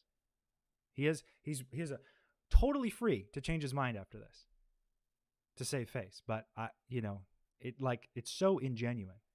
Are inherently and genetically less than, or like that was, I think that was some of the, please, fact check me on this. I'm only as good as the information I have, and I grew up in a cult, okay? Mm-hmm. So like this idea of, men were created and meant to lead society, and women are meant just to support men, and somehow that's like biologically true. That, to me, that's where you're going back to when you start talking about male brains and female brains. Is what you're saying then, if a man says, no, I'm actually a woman, and they tend to then get longer nails and longer hair, and wear makeup and dresses. And I've asked time and time again and said, no, but what apart from that stuff? Because that stuff's quite misogynist. So, like, the idea of woman is makeup, long hair, and long nails, and that's it? Well, as someone who's a straight white male, that is a question I've always asked myself. I go, wait a second. Why is it that when someone's transitioning to the other gender, they do it by adopting all the societal gendered stereotypes that I thought we were supposed to say was just a construct?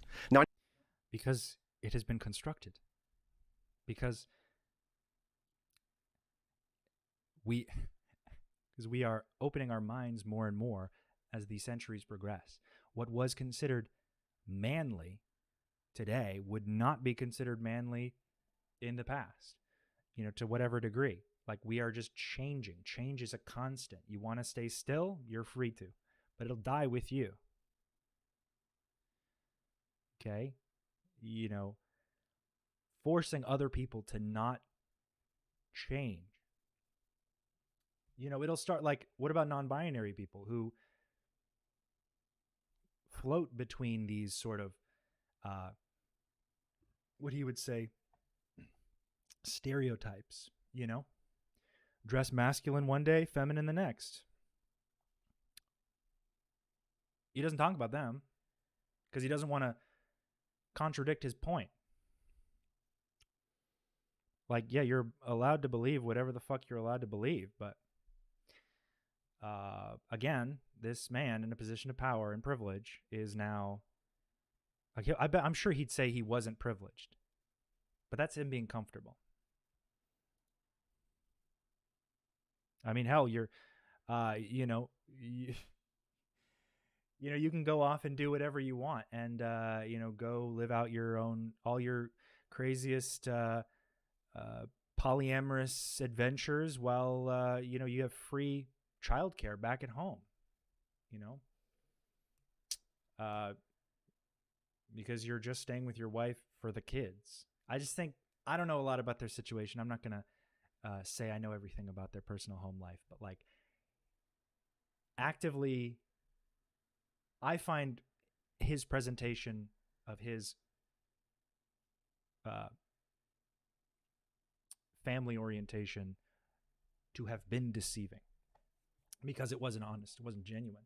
He like pushed it down and only told people in private that he was in an open relationship, and it was just so confusing.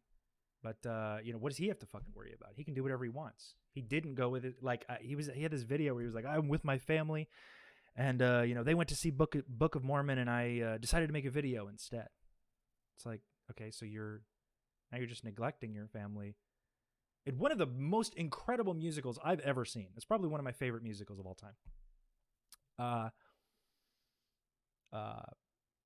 Because you want to do what? Bitch and moan about the Aftermath Foundation. I just, it has to be about him. I know a lot of the audience are going to, like, right now be like, how in the hell are two straight white males having the conversation about the validity of trans, I don't know what you want to call it, what would you even call it? The ideology. And well, I'm certainly not having this conversation so that people think they should refer to us. Well, I think it's helpful to just be open and honest about the thoughts and the questions that people like me or us, but also... Did Steely answer, but Aaron said the SPTV won't have a code of conduct. Did he really fucking say that? I didn't watch his SPTV Foundation shit because I was like, is that really what you're calling it? Are you serious? That's if I was still in Scientology and I saw the SPTV Foundation, I would crawl back inside. If I was thinking about leaving and then these people said, like, we're SPs, and implications about like the television, like we're gonna market you. It's just, it gives us like very bizarre, like, if I didn't know what it was, I would be very anxious about it. I thought he would name it something else. That's so funny though. Yeah, that's convenient for him that he doesn't have a code of conduct for the board of a 501c nonprofit. It's almost like society understands that bad actors damage the reputations of well-intentioned groups, and instead of his behavior reflecting his well-intention, he's just like, we're just gonna be dirty little guys. We're just gonna be crazy, wacky little fellas. We're gonna do whatever the fuck we want. That'll turn out beautifully. I'll speak for me, have on this thing. Because what has confused me is that when people like me ask the questions or say the things that I'm saying, there's a certain percentage of people that'll go, you're transphobic, which to me means you hate trans people. Nothing could be further from the truth. No, nothing could be further. It means the concept of someone changing genders, like it's, you're afraid, and what you do out of this fear, like like it's not coming from like a logical place, because logically you would have done your research and found out that gender is a social construct and that it doesn't matter if somebody transitions. But that's not what you're saying. Your mind is made up and you want to make all the data align with what you're saying, which you're free to, because this is America. You can believe whatever you want. People, believe in Jewish space lasers and, all sorts of stuff, all sorts of crazy, insane stuff. So you can believe whatever, but you're not the first. So you're not fooling anybody. They're from the truth. Now, on the one hand, I hardly know any trans people, but the one person I've had the opportunity to actually get to know, love her to death. She's absolutely amazing. There's nothing about this person you would ever want to not support or love or help or do anything to make her life as great as possible. It cannot be wrong just to have questions or thoughts or beliefs or to feel like even trans. But can I be right? Can I please? Please? So I'm going to say transism. Transism is somehow being used by some. Transism. Again, like literally like buzzwording the shit out of this in an effort to like aggregate all of the shit you don't want to say out loud.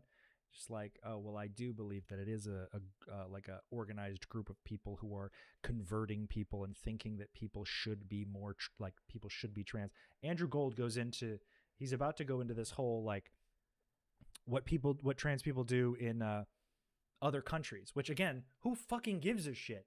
But he's gonna take this on the road. I just want to why are they spending so much time on this topic? It's just bizarre. That's a great point. This is the studio for Scientology abuse, and we're talking about transism. Okay. Didn't sit right with me.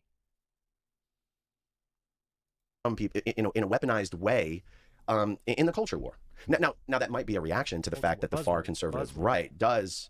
Intolerant. Well, they're transphobic. Would be putting them. They are in the traditional sense. Yes, potentially, not all of them, of course, but some of them might be. Sure, yeah. And homophobic. Yeah, look, I grew up in an age where insulting someone by calling them gay. Can we say the F word? Don't say. Okay, I went in school, grade school. I grew up in the suburbs of by calling them gay. Can we say the F word?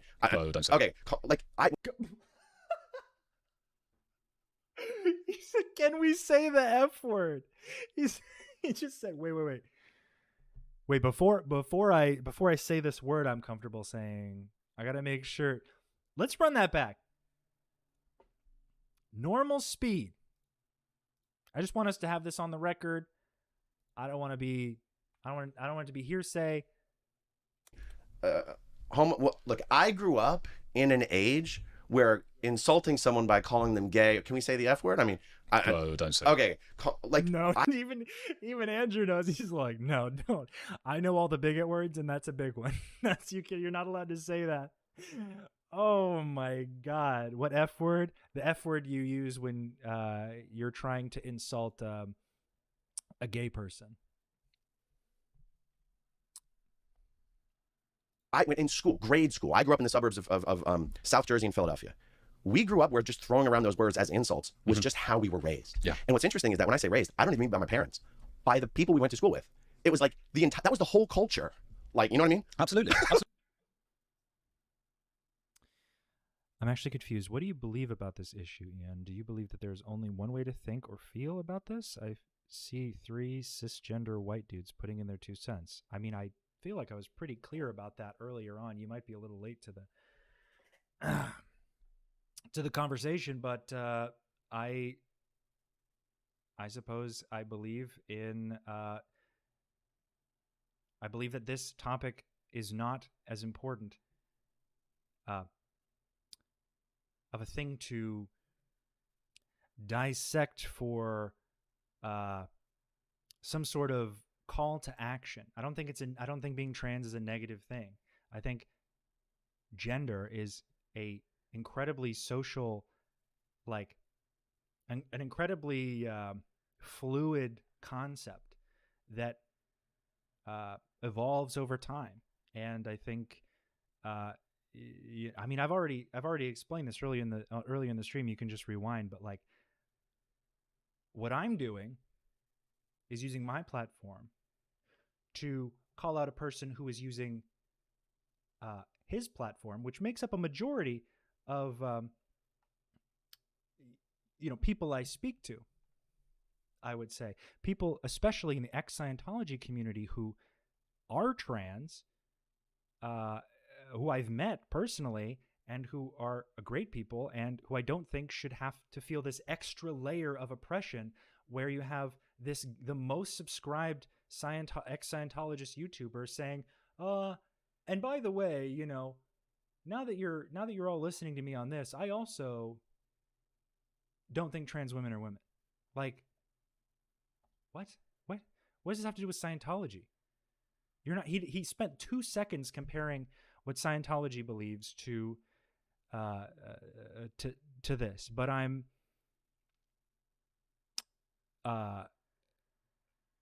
it also isn't about me. Like, I'm not getting on YouTube saying trans women aren't women. So it's a weird question. Absolutely. But also, I mean, it's difficult, isn't it? Because things do change, not everywhere. They don't change everywhere. There still is a lot of homophobia. And by the way, I just interviewed Andrew Doyle. Also, I'm not an expert. If you want to learn what it's like to be a trans person, ask a fucking trans person. That's what I did. All right? But don't pretend you have some moral high ground over others because you think you know where the trans belong, or you know how this conversation should end. This is a conversation to be had with people who it matters to. I don't think gender matters at all. But I care about my fellow human beings.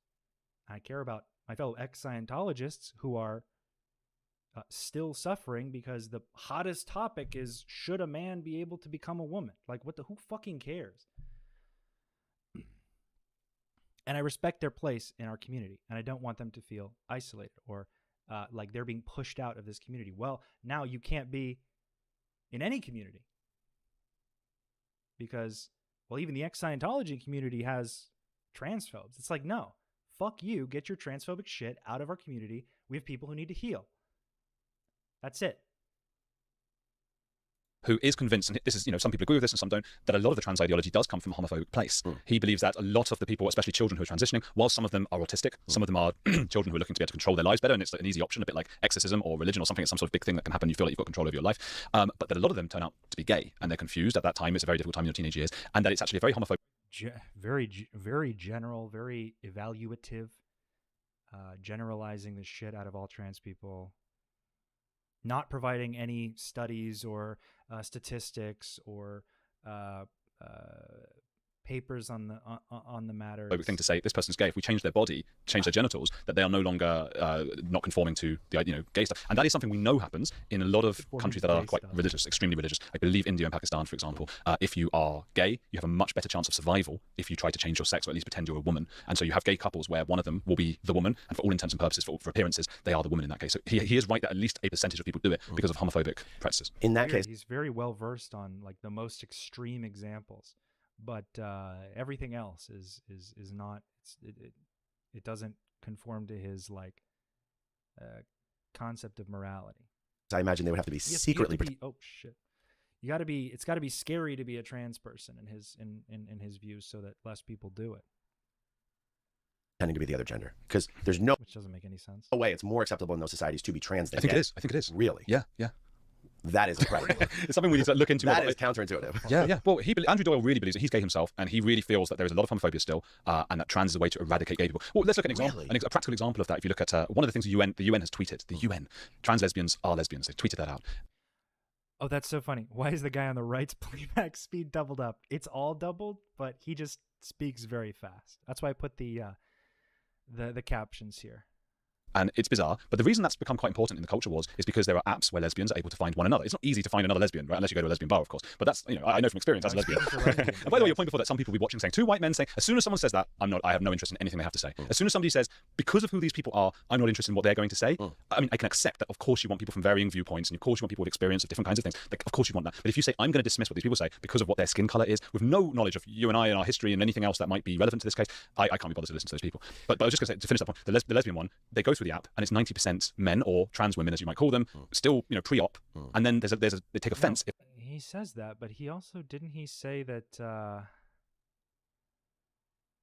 Didn't he say, or he's gonna say probably that he loves having these conversations. He loves having conversations, where he can like figure things out because he's curious. But there are people he just won't entertain a conversation with. It's a little contradictory. If a lesbian doesn't want to have sex with them, it's like they've got a problem with the penis. Wow. And they're talking about like what lesbians prefer sexually. Like, bro, take this offline, dog. This is cringe. This is embarrassing. Okay, so now imagine being I think I got the language right on this. A cis lesbian. Yep. Okay, you're assigned female at birth. You are female. You identify as female, and you're gay. And for a long time, you have been, part of the out group in society, meaning in groups, out groups.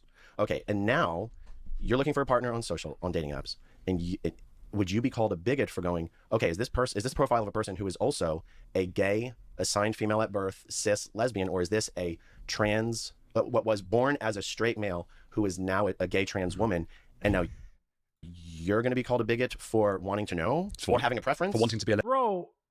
Google it. What the fuck are you talking? Like, oh my god.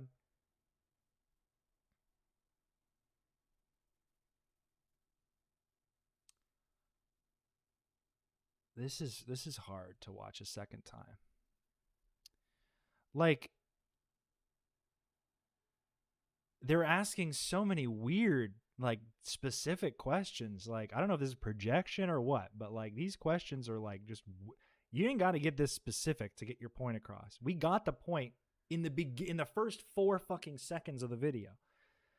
Lesbian, or being a lesbian, and not wanting to be with a trans woman. Yeah, not only that, but some companies for lesbian. You don't want to be with a trans woman, you can politely ask, like early on, and have your own boundaries, I guess. But you can do that also without insulting other people. You're allowed to be into what you're into. Does he think that he's gonna accidentally wind up dating a woman with a penis? I think that's where the root of this comes from, and it sort of makes him feel like scared and insecure, like, oh no. But like, you're allowed to not be attracted to dicks just as much as you're allowed to be attracted to dicks. So I think it's just like a weird, Japan agree. This feels like Aaron got matched with a trans woman on Tinder and was offended by it. He probably has. He probably was. I mean, that's not something I'm going to say is like an impossibility, but like, then just set healthy boundaries for yourself. Don't be a dick, and know what you want. And,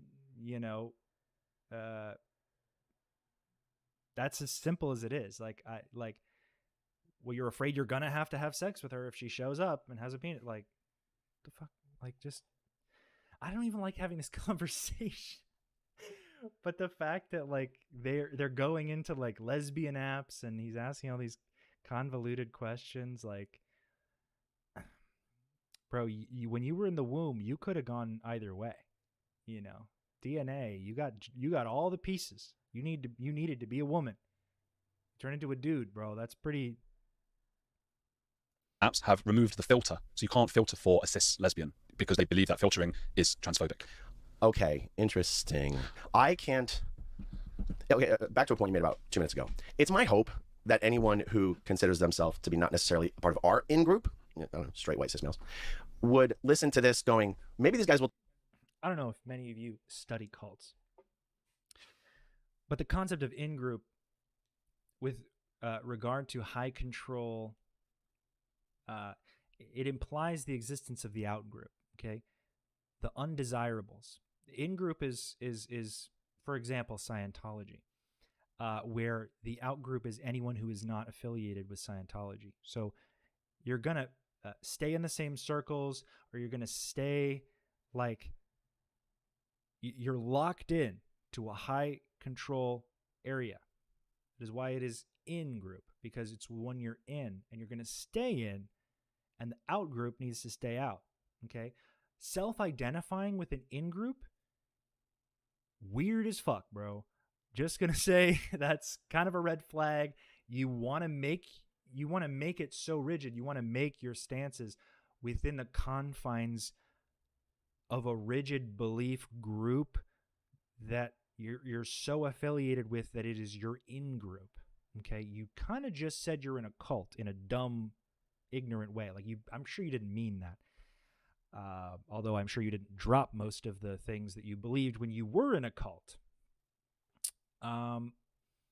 Since you've left your cult, our cult, whatever you want to fucking call it, we're talking about you, dog. When I heard that, when he said it out loud, I was like, why did he fucking say that? Why didn't he just say, like, people who believe what we believe? You know? It's just like such a weird concept. Tell us what people like them actually think are the questions they actually have. I feel like what would be problematic is if we were sitting here telling people how they must think and how they must feel, instead of letting them know, well, this is how people like us think and feel. And the question... What is he supposed to say? Not that he's still in an in-group. Or maybe it's a slip of the tongue. Maybe he's just bad at finding examples. But educating himself would help with that. We have, and maybe the unresolved issues. Because I got to tell you, no matter how I feel about anything, I feel like I'm also open to... I don't feel like I'm stuck in my beliefs. I feel like I'm open to new information. Well, now, maybe we all tell ourselves that, we pat ourselves on the back, but that is how I feel. Well, this is the point though, because when did you last find somebody who had different views from you, even if they were extremely different, and said, I'm not going to listen to them anymore, I'm blocking them, you're out, basically, and try to Twitter pile on. Like, I see people with totally different views from me, including on this trans thing, who really believe trans women are women. I find it baffling to understand, but there is nothing in me that thinks I want to excommunicate them. I want them out. I want them blocked. I want no one listening to them. Even Jeremy Corbyn is an example. He's a leader of the Labour Party, he was in the UK, and some people believe he was very anti-Semitic. Other people say he's not. My personal belief is that he's so ideologically captured by the left that naturally led to anti-Semitism. That's just my belief. But other people have different views on it, and I would never say like he mustn't run for office. I would never go and throw an egg at him or whatever it might be. So many things he's not saying. He's just kind of generalizing, but or stop him being able to do his thing. And I also understand like he doesn't think he's anti-Semitic. He's got a different viewpoint. Let's listen. Let's debate. So in Scientology, just because we've gone for half an hour, we've hardly mentioned it, haven't we? And we have to a little bit because one of the reasons I didn't want to. Finally, we get to what Scientology has to do with any of this. I didn't want to focus on the beginning because so much of both of our audiences, even on the new channel, already know your story. They've heard us speak so many times before, so I didn't want to lead with that. But okay, I think that trans women are women. That's a thought-terminating cliche. This is something we just have to believe and not think about it too much. I think the equivalent in 1984 by George Orwell is 2 + 2 = 5. Were there things in Scientology that are... Okay, what he says is, let's bring that back because this is important. Audiences, even on the new channel, already know your story. They've heard us speak so many times before, so I didn't want to lead with that.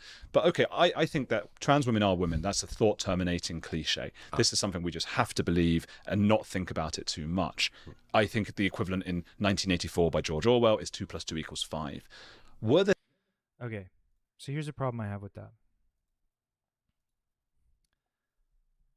Gender is not equatable to mathematics. Because gender is something we made up to describe parts we had and roles we play. The concept of gender has changed, okay? And people realize that there's nothing really in this universe stopping you from being who you feel like you should be. Medical intervention is making it more possible to biologically assist in helping match what you feel you most identify with. But 2 + 2 = 5 is kind of sort of saying like gender is as important as a concept to be a certain way as mathematics is, whereas mathematics is more of something we discovered, not invented. Okay? Mathematics is a constant, you know. Gender is up to the person, okay? And that's just what I believe. I think it's right to allow someone the freedom to do something about their identity that makes them feel better. You know, as long as they're not hurting anybody, like physically going out and like tearing people down or hurting people. Individual people can be assholes, but that doesn't make everyone who does a certain thing or wants to be a certain way like accountable for every individual action. It's like they're not a monolith because, you know, you think one trans person is bad or X, Y, and Z. It's like, like I refuse to watch more Andrew Gold content just because he's boring. But I double don't want to watch because of this. The things in science. He just doesn't give a shit. Also, he doesn't care about the information. He just cares that he feels right in what he thinks. He's not very bright, but you know, he's got this like manic kind of energy about him that I just can't. I don't fuck with. Scientology that are like that. Like you have to say this statement and you have to believe it. The infallibility of L. Ron Hubbard is just one of the first things that comes to mind. Probably a good idea to bring this video to prominent trans YouTubers and let them comment about it. I would love to. I'm not like a large influencer or anything. I was thinking about showing this to trans ex-Scientologists that I know, but they wouldn't be able to publicly comment on it. But maybe I will, you know, and maybe I'll see what they have to say. And I mean, it's a stressful thing to come on a camera, especially to expose yourself as an ex-Scientologist, somebody who wants to speak out against Scientology. Not dissing you, just saying that's a way to get a public commentary about trans. I thought that they would. I thought that there would be like by this point. I'm amazed that I'm like one of the first people talking about this. I saw this days ago and was like, I was like racking my brain trying to. I'm like, what? Like, first of all, like, I kind of called it. I mean, I among other people, many people called it, but like, I was like, damn, we saw this coming. And then, you know, I just there hasn't been enough time, but I would love to see a trans person actually look at this video. I'd love to see a trans ex-Scientologist watch this video. To like, I mean, this video is very insulting to trans people. So I don't want to put somebody in a stressful or triggering situation that would like cause them distress. But someone who is willing and who's used to it and who understands,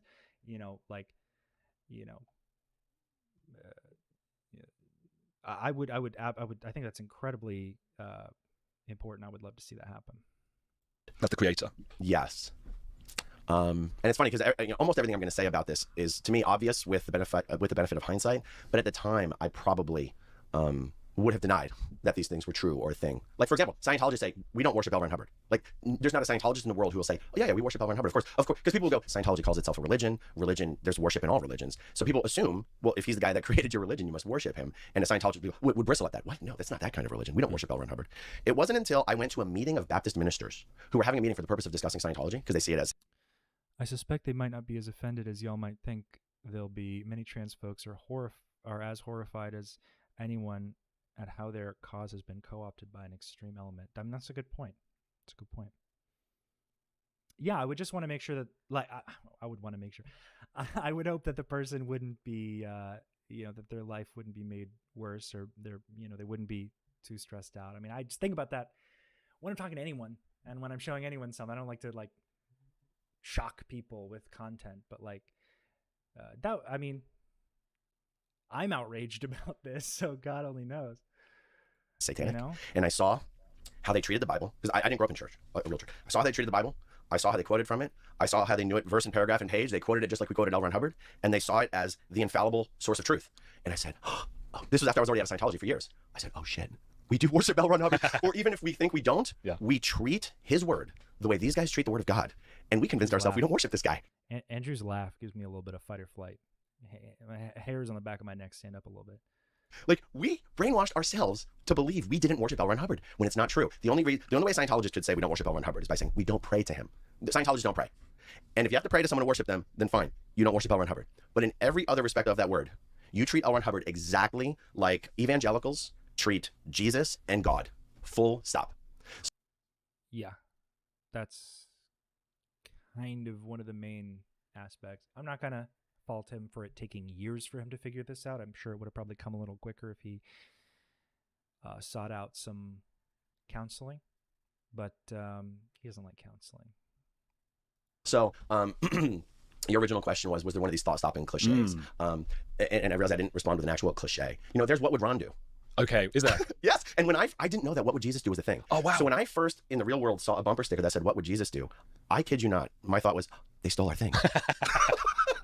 I can't believe that. That's great. That's great. Well, okay. Another one is, I suppose, I think some people I've spoken to who were or are in Scientology appear to worship Tom Cruise. I know you're not supposed to in Scientology. And I think, I had another one I was just thinking of. Oh, yeah, well, Tom Cruise's assertion that you can be a Scientologist and a Christian and a Jew. And it's just, you're supposed to believe that, and it's just not true. Scientologists actually aren't expected to believe that. All Scientologists know that's not true. But they do know it's what you're supposed to say.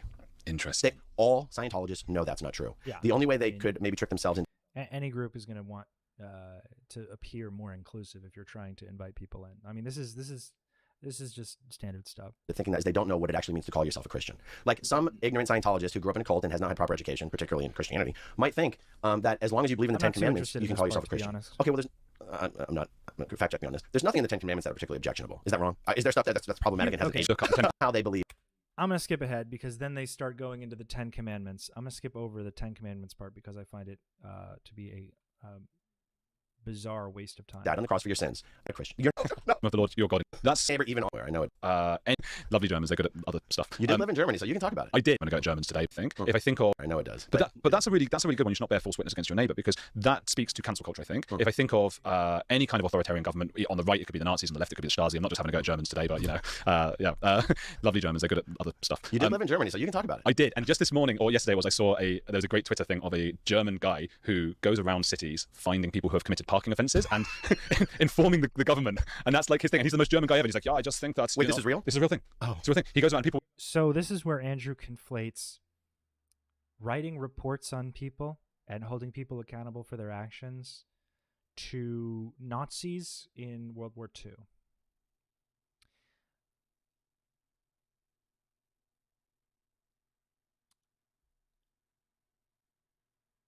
Yeah, that's what that's what's about to happen.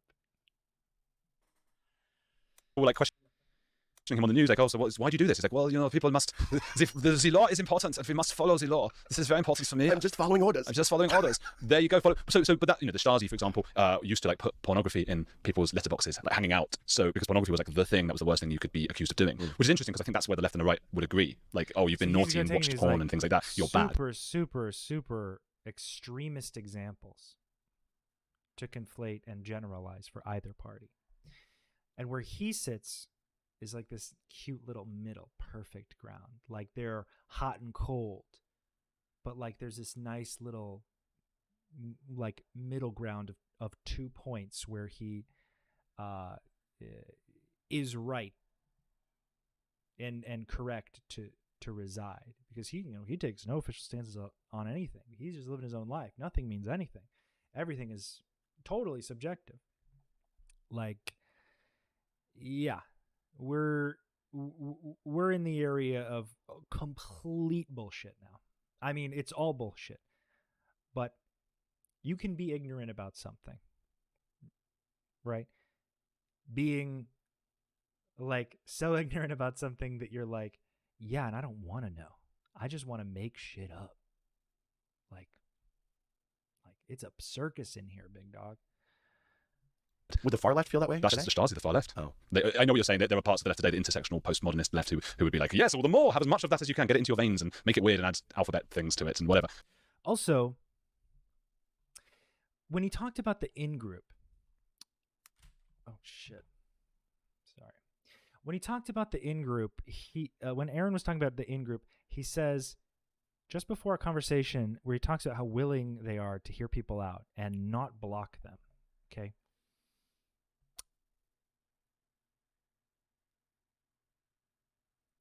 Like, why? Oh, people are just going to block you. Yeah, when you're an aggressor, a lot of people don't like that. And in an effort to save their own emotional strength, they'll block you. You're coming off as an aggressor in this situation. Okay? You know,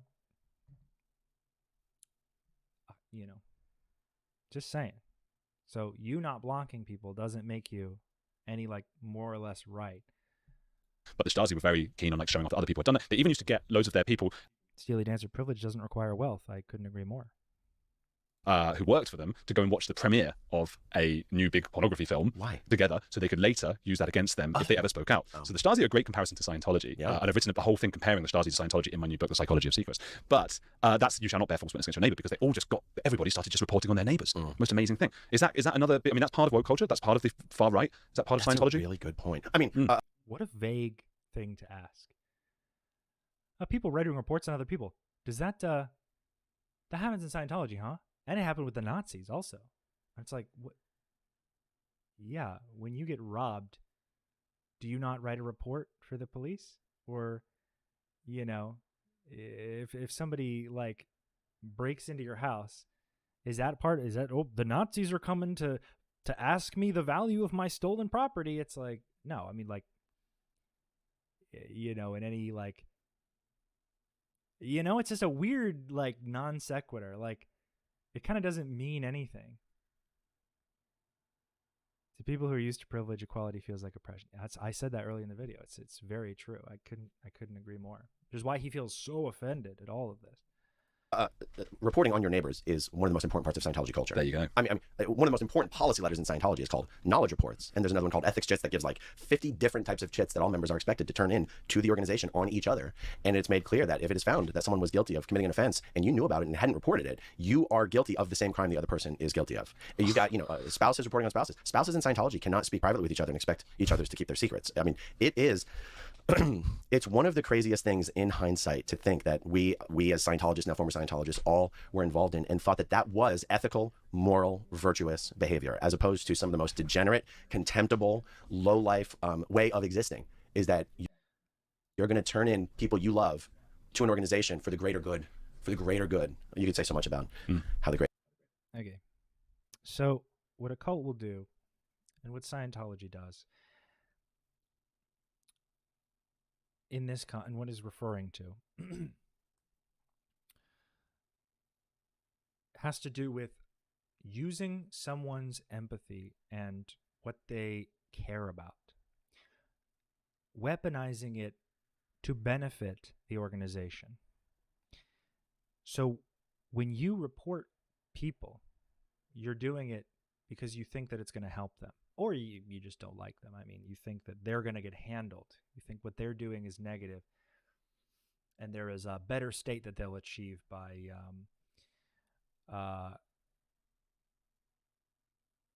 writing these reports. Bruh. Big dog.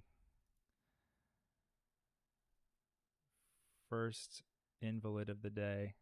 Now you're like the 7th. Okay. I don't have mods, guys. I'm working totally solo.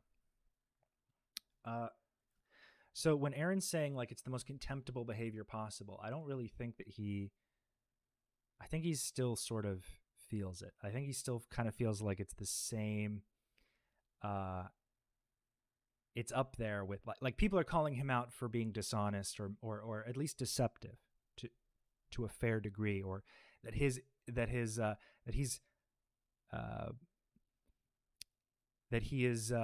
like stepping out of, how do I say this? Him being held responsible for not representing a nonprofit properly, right? So people like calling him out for this is cancel culture. Because he's found wrong, so it's cancel culture. There's nothing, he can't learn from this, he can't grow from this, because he doesn't want to. He doesn't think he's doing anything wrong, because it's what he's doing. Why would it be wrong? Like, he's so anti, there's a time and place for responsibility in the real world.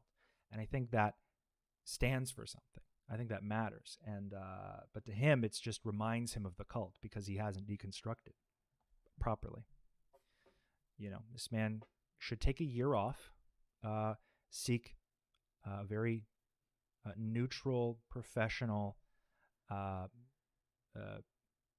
evidence-based therapist who focuses on high control groups, and man up. If that's what he says, if he wants to be a man, confront your fucking problems, confront your emotions. Is it too much?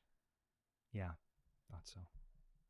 Greater good is used to justify pretty much anything, and I do think that both sides of the extremist spectrum probably feel that they're all doing it for the greater good. Of course. Don't you think? Did you ever turn people in, close friends? I was the best at it. I was so the sure. best at it. I was sure you were about to just absolve yourself of responsibility because you made a face that I thought was like I was the one who didn't do it. No, I wrote particularly. I mean, I was the best at it for my whole Scientology career, but for the 4 years that I was in the Sea Org in Los Angeles, I have to this day copies of every single one of the maybe 500 reports that I wrote on my juniors, my seniors, my whatever you call people who are the same as you. I don't know. Cohorts. I don't know. My vocabulary is failing me because I joined the Sea Org with a laptop and was allowed to use that laptop. He might lose money if he mans up. That's not totally untrue. I mean, you know, not a lot of billionaires funding left-wing opinions or progressive opinions, you know. As my work computer for the entire time, and I left the Sea Org with that laptop, and I have every report, dispatch, request, weekly. Seen a lot of people pop in, so I'm just gonna say, "What's up, Japan? Always wanted to visit you. Happy you're here. I'm doing this at a weird time, so I'm sure it's probably early for y'all. Happy you're here. Financial planning. I have everything, and if I was focused and disciplined enough, I would make it a whole video series. I've done a few videos just reading the reports that I wrote on other Sea Org members. Incredible. I was speaking to someone recently, a journalist whose father was from like a Soviet country or somewhere there or thereabouts, and they had these kinds of communist rule reporting on one another. And you can now go back and find all the reports that were written about you at the time. You can do this with the Stasi in Germany as well. And he didn't want to go back to find out which of his neighbors and friends had reported on him because it would have changed. Crushed him. Yeah, and also because he understands that they had to do it or they were brainwashed to do it. So it would color his opinion of them, even though he understands it. How do you feel about others who reported on you? The thing in Scientology is when you turn in a report on someone, you send a copy to the person you're reporting on. Oh my God. Usually. There's one type of report where you don't have to copy the person, but only cowards take that route. Okay, yeah. In Scientology, if you're... It never feels good to receive a report. But you usually know why. And if you don't, you can query it. I mean, it doesn't mean it's going to do anything. Like, it's not up to you what happens. You have once you are reported for something, you forfeit like all power you had over the issue is now forfeit. It is now in the hands of somebody else who will decide your fate. But must we conflate and generalize? Like, I'm sure to a great degree the Nazis did worse things than Scientology. Okay? Comparing behaviors is one thing. Specific behaviors is one thing. But like, when you're like, I feel like once you use broad generalities like that aggressively, you kind of relinquish your need to fill in the gaps of like specificity. Like, if you're specific, then your words can be like picked apart, and like specific things you said can be held against you more aggressively or more strictly. But if you're just vague about everything, if you're just vague as hell and you never go into detail, you never describe nuance, you're like, it's harder to do that. I prefer specificity because that's how my brain works.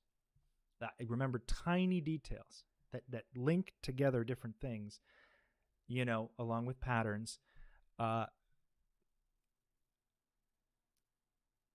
But I mean, just doing it to yourself, you know, like leaving yourself that open to be like, well, you're a little too general. I don't think you know a lot about this issue. And they're like, oh no, I do.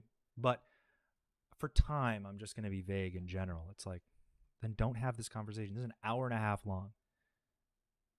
And you're going to generalize. Okay. it's believed that you're doing this to put the person's ethics in, which is a weird use of the word in that Scientology has adopted.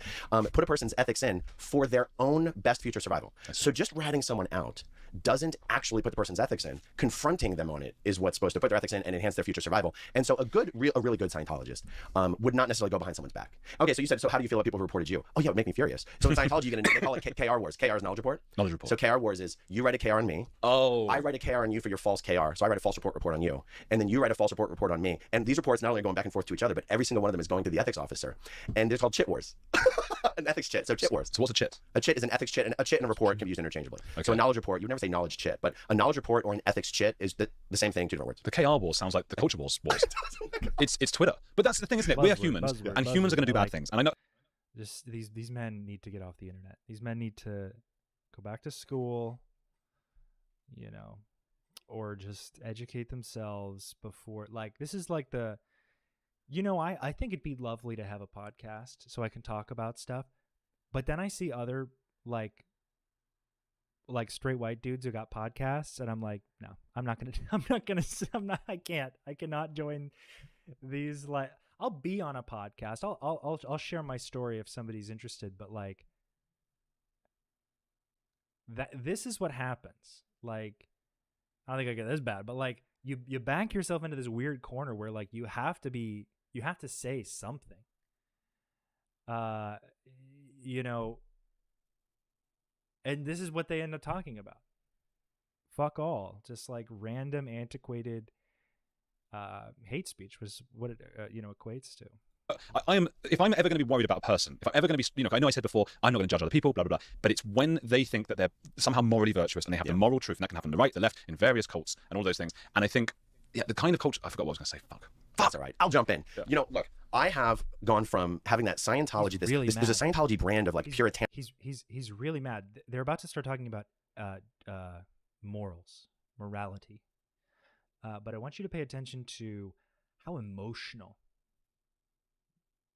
they get when they talk about other, like, people who are enlightened. It's almost like derogatory. They're saying like, these motherfuckers who think they know more than me, like this little pseudo, I'm smarter than them, so how dare they try to, like, which is the problem that they're talking about, is they think that some people are just so right. Like, you are doing the same shit with this video that you are accusing other people of doing. Okay? I'm shocked that YouTube didn't reject this video just because of how fucking boring it is. I'd rather watch Coco Melon for 3 hours than this a second time. Puritanism. A third time. This is already my second time watching it. Although I didn't finish it. I got to like an hour long. Where all these Scientologists, us formerly, convinced ourselves that we were the most ethical people in this sector of the Galactic Federation. And the fact is, No. L. Ron Hubbard laid the groundwork for manipulation that led to the coercive control that inspired the concept of supreme ethics in Scientology. Okay? There is a source, just like Scientology is a source to the, all the information. There's a source to the problem. This didn't just happen out of nowhere. This is a weird way for him to describe this, but there is a cult usually comes from somewhere. It doesn't not just like-minded people. There was a leader, there was a founder, he wrote the shit, and he beat anyone who didn't fucking think that it was true until they believed it, and then they passed it on. And you would know more about that if you knew fuck all about trauma, but you don't, because it's scary. Yeah, it's scary to confront your emotions. I'm sorry about that. Scientologists run around pretending to be great people when secretly, and I'm using this word almost jokingly, they are as horrible as everyone else. And it's one of these things where I have come from that, of being like, we're on this false moral podium, even if we're only pretending to be. And through our ethics and justice system, we're going to pull everyone else up to the level that we're only pretending to have attained. I've graduated from that to being like, I do not care whether someone is living some traditional spiritual values life. Everyone has some part of their life that they feel, oh my God, if everyone knew about this, if everyone knew this about me, not I'd be in trouble. If everyone knew this about me, people would think less of me. Everyone has something like that. And if you think you don't, like, you're the one, there's something wrong with you. Yeah. Like, I now know what I was going to say about that, which was that I don't trust people who don't realize that humans are not necessarily evil, but they're not good either. We're just sort of animals who have evolved over many, many years. We evolved in tribes that had these kind of purity circles and purity cycles and things because it helped them to evolve. Because you needed to police other people to an extent in your tribe. If there was a tribe going around and nobody had an incentive, nobody felt good when they policed other people, anyone could just behave however they wanted all the time and would never get told off, would never have the equivalent of a knowledge report given to the head of the tribe, they would never be kicked out. How can a tribe like that work? So when you've got small groups of people going around the savannah, it makes sense that it feels good. Those of us who felt good policing others survived more. The problem is that's not very useful for us in today's society necessarily. But when you, as you say that, I can't help but thinking, why not? And let me say, okay.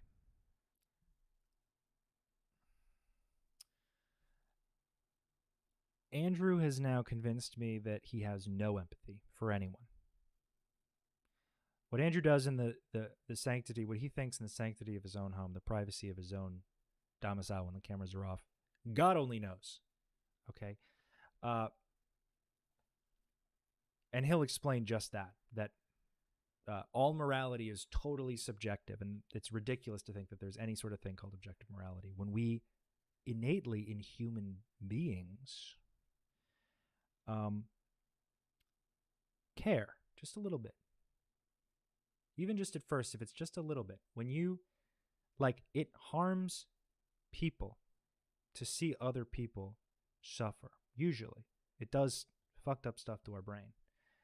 And I'm not going to say this for everybody because, you know, it's sort of like a dice roll. But as we evolved, I feel that, like, yeah, most people, if they look within themselves, have empathy. And the survival of the race increases, the species increases,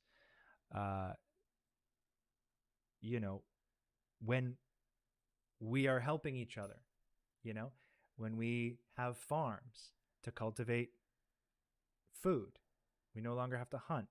Now what are we doing? And, you know, like, it's just like a gradual progression of fulfilling uses. And yeah,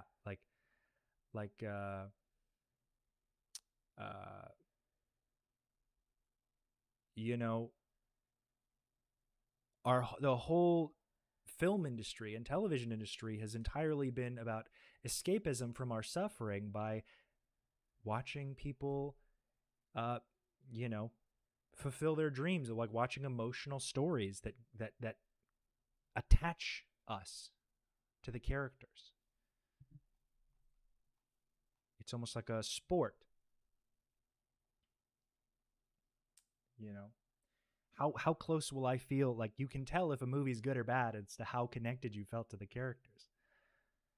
You know, it's literally, I believe it's built in. And why am I worked up about it? Because I'm live in front of 116 people. And this is going to be on my YouTube channel. And I haven't been here in a while. And I'm a little tired. And I'm manic. And I'm manic now because I had caffeine not too long ago. Not you.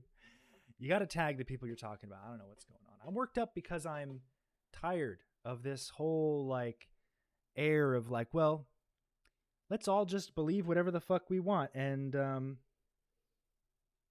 you know, the strong will survive and the weak will sink. You know? But how about, instead of that, we uplift everyone? That's more, that's as vague as I'll be. That's as vague as I'll ever be. If we had a group of 30 friends, and let's say, I don't know, we were all going off on some excursion, we're going to go in the wilderness, we're going to camp. If someone was going around at night eating other people's food, we'd be like, oh, we're putting your ethics in. To use the Scientology words, oh, we're putting your ethics in. That's why people don't like overweight people. No, it is. Because I did an episode recently with Dr. Giles Yeo, and I said to him, because I want this channel to just be, I'm just going to ask things, and I'm not a horrible bigot, but I'm interested. And I said, why do many of us, I'm not saying me, but many of us have a visceral reaction where we go, oh God, look at that guy, he's fat. And we do it. You're afraid he's going to eat your food? Yeah, well, we do it to ourselves as well. I've had times when I've been very overweight and going, oh. He's He's saying, I'm not saying me, and then says that I think that. Yo, bro, the like, this is what I'm saying, like, and now he's like targeting overweight people. Now he's just fat shaming. Like he just can't help himself but feel so like giddy, like he's getting away with like all these like, oh, and the woke left wouldn't like me saying this, and I actually think it's like, bro, get a life. You fucking loser, honestly. Like, if this is all you have to contribute to society, yeah, you can go ahead and delete this channel. Look at you. But with other people, yeah, you're afraid that, are they going to eat your food? Are they going to be able to run as fast if we're trying to get away from a tiger? Are they, and this is unfair, Dr. Jarzio made me realize, but this is how we think. Are they going to be lazy because they are undisciplined, you know, because they can't keep the fat off or whatever it is? What he explained is like he's saying, oh, but I just feel this. This is just innate in me. I cannot change. This is just how I feel because of evolution. I like to think that the difference between animals and humans, I think where we diverge is our ability to reel in and control our emotional impulses and instincts. Because what I do when I feel something that feels like angry, like if I'm mad at someone, I don't say anything right away. I sit with it. I think about it, and I'm like, I'm feeling these emotions. It doesn't directly equate to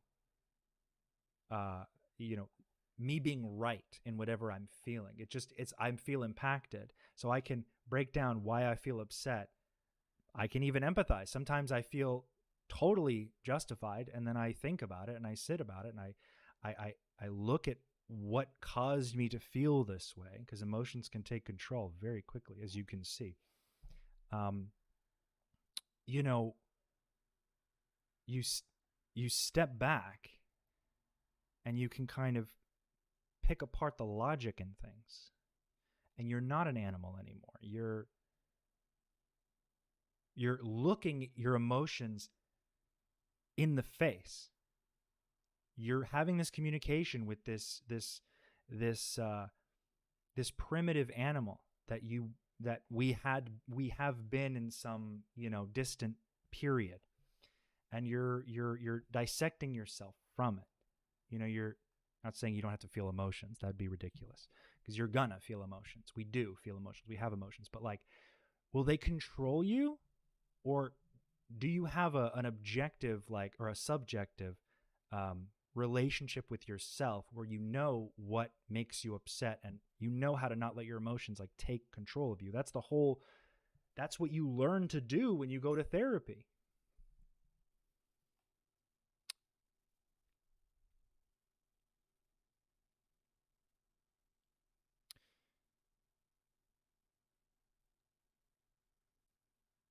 And if we want to just say, oh, well, it's all evolution, all the bad things I think are just evolution, like, red flag, bro. If your idea of morality, I mean, we're going to get to that, but like, if your idea of morality is just like what people say you are and aren't allowed to do, wow. Like, that says a lot about you. Like, I'd be murdering if it wasn't illegal. Like, okay, maybe you need to figure that out. Maybe that's a problem. Maybe we should keep you on a leash, until you figure that out. The genetic differences are so vast that it's just some people, when I'm like, I'm full, unfortunately, they're not. And that's really hard, unfortunately. When you put that in certain context, it makes sense. Yeah. When you put it in the context of society where we're all working from home anyway. Oh, let me rewind. This is where he like almost gets like into eugenics a little bit. Because Dr. Jarzio made me realize, but this is how we think. Are they going to be lazy because they are undisciplined, because they can't keep the fat off or whatever it is? What he explained is like the genetic differences are so vast that it's just some people, when I'm like, I'm full, unfortunately, they're not. And that's really hard, unfortunately. When you put that in certain context, laziness is genetic, folks. I wonder where I've heard that before. God. Man. Where have I... It's almost like I heard that somewhere before. Makes sense. Yeah. When you put it in the context of society where we're all working from home anyway, and we're not having to run from tigers, and we're not having to run from food, and you can get food anywhere, then the caring about someone's weight makes less sense. Yeah. But I guess what I'm saying is this idea that any group is going to have, just organically, not with some leader dictating, any group is organically going to come up with behavior they don't find acceptable. And it's funny that so much of the culture war, not just presently, but just over time, is people disagreeing on where that line is now. Because people don't like when that line changes. No. But just 200 years ago, that line, it was totally acceptable to keep slaves. Right. And if you had come out and said, hey, you shouldn't be doing this, you would have been the guy who gets excommunicated. And this is the fundamental mental lesson I want people to learn at schools now, at high school and stuff. And they still have to learn about the Nazis and all the other things, right? But I want one thing hammered home to all of these people, which, I forgot it again. The one most important thing ever. The one thing, I'm very tired. I've traveled out to Florida. I'll keep all those in. I like keeping those bits in because otherwise I'm this professional guy who never loses my train of thought. I forgot it again. No, I haven't. Right. Okay, when I learned about slavery, I used to sit there daydreaming because I thought I was a great guy, and it feels good to feel like a great guy. That had I been around, I wish I'd been around at that time, because I would have stood up and told everyone not to do this, and it's a bad thing. And it completely misses the point about how important the culture we're in is, and how strong the responses of our peers is. Because the only reason I feel that way, I think I've learned. Folks, we're on to the slavery discussion now. Why this has anything to do with Scientology, it doesn't. We know why Aaron's here, but does he know that there were abolitionists? Well, I don't think he does. I don't think he's ever heard of, what's his name? What's his name? That famous abolitionist who was like going around. Smith something. Anyway, like, I mean, there were so many abolitionists. Like, there was, like, what he's not getting is, like, there was a reason that slavery ended. People, there was also a group of people who were particularly upset that slavery was going on. And it was the people who had no choice. The slaves. Yeah. So that's another reason why I think Andrew's full of shit. Like low empathy, because he's like, oh well, if somebody told me that it was okay to whip this person and to keep them in chains, I'd probably be like, oh yeah, sick. That feels totally okay in my brain. Like, I'm okay with the thought of that. Like,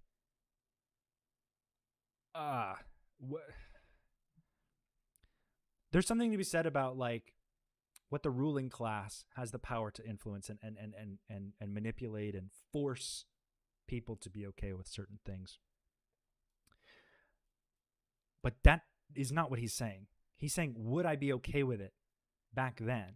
Like, in a conversation that has nothing to do with this, he decides to be like, well, I would have been fine with slaves back in the day because, well, that's just what we were doing at the time. And why did we stop? And why do people look at slavery as reprehensible? Is it because, well, we just decided we're done. We're done with slavery now. Oh. I'll let you chew on that, Andrew. You message me in a couple years when you come up with an answer, okay? To feel that slavery is bad is because everybody in this time and culture would be going, clap, clap, clap, well done, you're a great guy because you don't like slavery. Well, in that culture, everyone would just say, oh, you're a loser, mate. Or something much stronger than that. That's right. So I wouldn't have been incentivized to do it. That's right. So, I mean, some of the stuff you've said to me before with Scientology, that there was nothing that anyone could have said. No. So there really wasn't, like, any, I could have just showed you, like, look, we know that Lord Xenu made up. Did you even know about Lord Xenu? No. But I still will say and maintain, when I was in Scientology, true believer, especially in the Sea Org, there is nothing anyone could have ever shown me, said to me, or evidence you could have presented me with that would have changed how I felt about Scientology, what I believed about Scientology, or questioned my dedication to it. And that's because So the only problem I have with what he says there is Aaron talks all the time about how much he hated getting auditing and how much he hated, getting reported, hating getting corrected.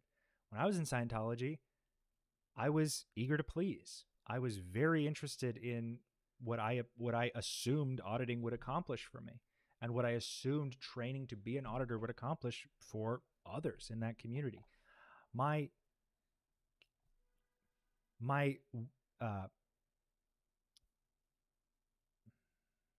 desire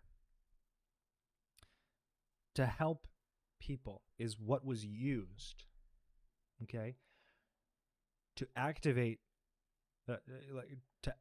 me and to what's the word? It's all I needed to sort of create the agency that I had. You know, I was very on my feet. I was literally like running around trying to like keep my shit in line. And I'm sure he did to some degree, but let's not pretend that you had major problems with Scientology while you were in. Okay? So there were people more devout than you, especially because you left. And so there were obviously, there's something that someone could say to you. It's just such a weird thing. It's like there's nothing anyone could have said.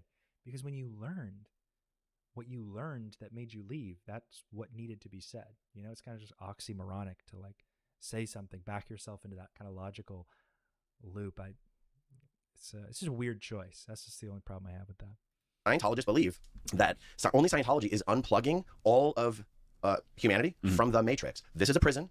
We're trapped in these bodies. This is a prison. The bodies are prisons. The planet's a prison. The physical universe is a prison. And only Scientology can unplug people from the matrix. So if someone goes, L. Ron Hubbard was a bigamist, I go, what does that have to do with anything? David Miscavige beats his staff. So what?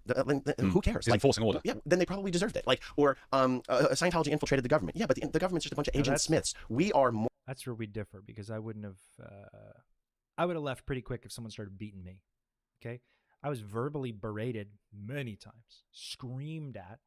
But if I had seen physical abuse, I would have been, like, with my own eyes and not just heard about it, I would have been pretty put off by that. But that's the difference between us. I'm sorry that I'm not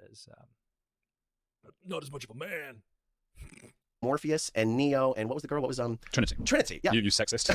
Tell me more about the men in the Matrix. I was going to say Catwoman. She did wear like a Catwoman outfit in that movie. Yeah. And so when you misogyny aside, believe, I mean, it's a perfect example of when you believe You're lucky you weren't beaten. I wasn't beaten by Scientologists, but my parents, that's a different story.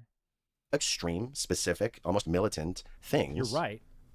You cannot divert someone from that. It's why so many people who leave Scientology end up leaving, because something happened to them personally. There was some injustice, whether it was to them or someone they just were very much in love with or their family. Something happened to them personally that made them go, I can't put up with this anymore. And I will never try to make a blanket statement for all former Scientologists, but it's usually not, I'm not sure I believe this anymore. It's usually, I can't put up with how I'm being treated anymore. Interesting. And then once they have a little bit of the benefit of distance and time and space, they have their mind relaxes a little bit, and they're willing to reevaluate some of the stuff that they had left unquestioned. Okay, so you know that I get a bit obsessed about evolutionary beliefs and evolutionary theory and biological evolution, and a lot of this stuff is all a bit wishy-washy because you can't really prove it. You can only make sort of speculation and go, okay, maybe we were like this in tribes, and that's what made us. But what you've just said implies to me that our beliefs are what we're incentivized to believe. So if your in-group is woke people, for example, you're at university and you're with all those people, you're incentivized to believe that there is injustice in the world based on like social hierarchies and things like that, and that there are not enough minorities on British TV screens, for example, which is provably false, very, very easily provably false. If you're in with a lot of people on the far right, you will want to believe that different minorities are stupider than others or whatever. Ooh, it's the soft racism for me. Whatever it might be, without enough evidence to prove that kind of thing, because it feels good. And as soon as you get kicked out, which I've seen happen in Scientology, you get. So, but what he's saying is, it doesn't make any fucking sense. So like if what incentivizes you dictates your morality, then you won't change. Then you wouldn't have left Scientology. It's clearly that you were incentivized to stay. And you were incentivized to believe everything. This is just like a weird, like made up thing that they're talking about. It's conceptual. Entirely conceptual, at least the way that they're describing it. Kicked out, you're no longer incentivized to have those beliefs. What's the point? That's true. And so it actually feels better to go, well, those guys who kicked me out, they're losers. And then the belief starts to change. So the feeling changes first and then the belief. That is a really interesting thing to consider. Sort of the chicken and the egg problem. Like what comes first? I have to think about that'll help me care less about people. Yeah, no, that's a great idea. First, the relationships with your cohorts or the common beliefs, right? So, I mean, yeah, well, I don't know that I have a lot of well-formed thoughts on it, but it's true. Once you're out of Scientology, what is your incentives to still believe that Scientology is the one thing that's unplugging all of humanity from the Matrix? You're not incentivized to, there's no benefit, there's no survival benefit to continuing to believe that. But I wonder if a Scientologist would say, yeah, but that's the only reason you stopped believing it is because it was now against your best interests to keep believing it, because otherwise you would realize how bad it was that you got yourself kicked out. So you've had to convince yourself Scientology isn't helpful to people so that you can sleep at night. Yes. Well, which is an amazing thought as well. Okay, they can use that the other way around. Yeah. You only don't believe because you're out, and you have to not believe now. You wouldn't be able to live with yourself if you still believed Scientology was the only thing unplugging people from the Matrix. Isn't it maybe depressing, but maybe interesting that humans believe things not because they're true, but because it will make us feel better and fit in better with our tribe? Wow, we got this deep without any weed or anything. No alcohol, no nothing. But let me ask you this. Let me run that back. Humans believe things not because they're true, but because it will make us feel better and fit in better with our tribe. Wow, we got this. Wouldn't it be crazy? Sorry. Wouldn't it be crazy if humans didn't believe things because they are true, but because they make us feel better and that they fit in with our society? So,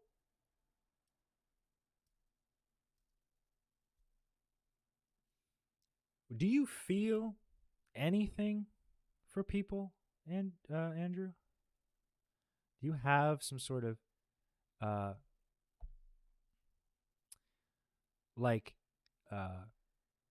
belief in anything, or is it just like, I'm gonna flow with the wind because as long as I'm doing it, it's a-okay. As long as the animal that is my brain does it, then it's fine. Like, he's going through some pretty weird like leaps here. This deep without any weed or anything. No alcohol, no nothing. Seeming very sociopathic. Yeah. Like, what if slavery was ended because like people don't like seeing other people suffer in the millions? Whoa. Whoa, whoa, whoa. That's deep, bro. What if, bro? But let me ask you this. Do you think, taking like half a step back to an earlier part of the conversation, yeah, do you think it's fair to just sort of superficially describe progressivism as people or a system of beliefs where they want that line, the line where society draws the line of saying, this is what we consider good behavior, this is what we consider bad behavior, that a progressive is someone who wants that line to gradually move forward with time, and that is virtuous. That change over time is virtuous. It's aspiring to be better, to do better, and if you are aspiring to be better and do better, that line is going to be changing over time. And if it's not changing, it's a problem. Whereas conservatism is, we really like that line and we don't want that line to change. Is that too superficial of a description, or could that work? I think it works. Yes, I do think it works. And what I would say to the progressive side then is that's this idea of the arrow of progress, and it's a fallacy. It's an idea that we're always making progress, and it's a really subjective idea because at any point the global population would believe that they are at the pinnacle of progress. So when they had slavery, they would be sitting around going, well, this is it. We move towards the goal. I find it hard. I would say like things are as good as they've ever been by the sake of like convenience. There are grocery stores all over the planet. Transportation's easier, blah, blah, blah. Murder is by large illegal throughout the entire planet. But I don't think there's any I don't think there's like a single like educated scholar, like a person who actually thinks about these things, who would agree that like we are at the pinnacle, we're perfect. Because like everything they're trying to do is like convincing you that it's okay to stop. It's okay to like stay still, to be flat, to like never grow, to never move. We're fine where we are, and like anyone who thinks that they are trying to put you down and think that they're above you. I think they are. If this is what you believe, if this is your mindset, like, yeah, I'm at a fucking mailbox with more empathy than you. Okay? Like, this is weird. I need to stop pausing this video. Or just cut it off entirely. That's And interesting. we look back and we go, you guys went really wrong there. But you thought you'd move forward. The Stasi, they thought they'd move forward. They thought that was the way to be. So every time a society will think, particularly if something's popular in the culture, which progressivism is, even if conservatism tends to be more popular the way people vote, people will start to think, we finally made it. This is the true truth. We're so much more better informed than people before. So is it really better today that we've got gay people who think that this transgender ideology is conservative and homophobic? We've got more division than ever. Somebody was saying to me the other day that they didn't like Trump. They don't like Trump being in charge. And I understand that. I don't really like Trump myself. I'm scared of saying that as well, in case some people in the purity spiral get upset with me. But I don't. I think he's stupid. I know people think he's clever because he got in. I don't. I think he's funny. He is quite funny. We're moving to a place where we're so divided. We're so far on each side, and each side is so clear on this idea that we're more progressive than ever. On Twitch, we call it a pause, Andy. Oh, yeah, I'm doing it right now. The conservative side, of course, also has this, you guys have gone so wrong, you're so stupid, we've got all the right answers, which is not necessarily true either. But we're just creating more and more division. Trump is a result of that ultra-progressivism, just as Biden is a result of that ultra-Trumpism. What you said about, at any age in society, the most, or the sector, the people, the word? The mainstream, the core. No, not the core. I don't want to use the word woke because it's the enlightened. The most enlightened. The part of society who consider themselves to be the most enlightened. They never think they haven't made it all the way. They think they are the pinnacle. Yeah. This would be an amazing experiment. You mentioned to me there's this channel. What's the name of? Oh, Jesus. Hold on. Whoa. It's the Stasi, the far left. Oh. I know what you're saying. That there were parts of the left today, the intersectional postmodernist left, who would be like... I clicked a button. That's my bad. I'm sorry, what did he say? Yes, I feel that was interesting. His thing, and he's the most German guy ever. And he's like, yeah, I'm people who have committed parking offences and in full ultra-Trumpism. What you the sector, the people, the word? The mainstream, the core. No, not the core. I don't want to use the word woke because it's the enlightened. The most enlightened. The part of society who consider themselves to be the most enlightened. They never think they haven't made it all the way. They think they are the pinnacle. Says who? What a broad generality from a very insecure guy trying to sum up something he does not understand. Yeah. This would be an amazing experiment. You mentioned to me there's this. I love this. Whenever he says, I would love, this would be a great experiment. I'd love to see this experiment. It means like, instead of just doing that, he's going to try to prove his point by like setting up this hypothetical scenario where he controls all the data points in a way to like pretend that he's like making a solid point. Channel. What's the name of the channel where he does the experiments? Peter Boghossian. Okay, he does that experiment. Those videos are amazing to see how they work out. How about an experiment where someone takes a group of people who are considered to popularly represent whatever the most enlightened progressives. So I don't know who in your mind in society, maybe American society or European society, pop culture wise, is like sort of the mascot for the most enlightened progressive. There'd be British people.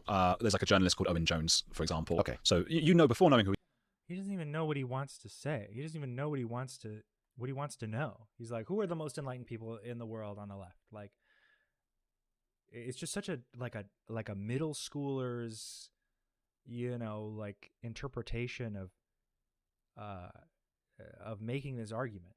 Who he is, exactly what his beliefs are on every single topic. So what about an experiment of him and people like him being asked that question 20 years from now? Where would we have to be in order to have that arrow of progress? Bye-bye. And see if they go, no.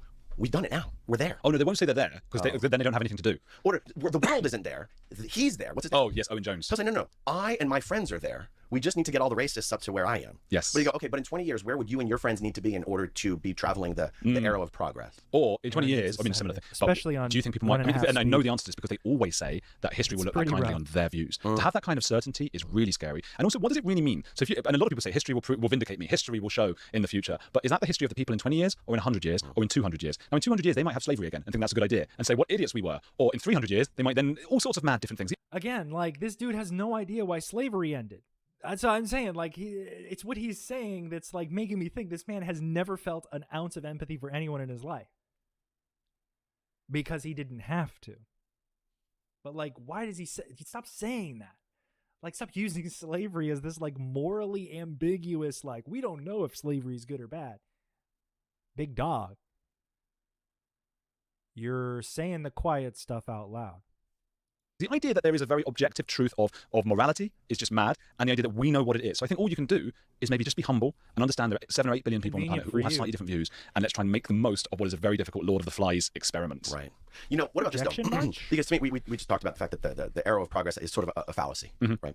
And yet one can look over time, even short spans of time of 10 or 20 or 30 years, and see things from back then that seem normal, and now we go, oh yeah, no, that was messed up. Now things less I'm not talking about the big things like slavery, but even like my childhood, growing up, homophobia was it wasn't even considered homophobia, it was considered normal. Like it wasn't called homophobia. Nobody who complains about being woke ever defines what woke means. What's so pathetic though is like he almost described it in the beginning of his conversation, but then was like, but that's what it was in the beginning.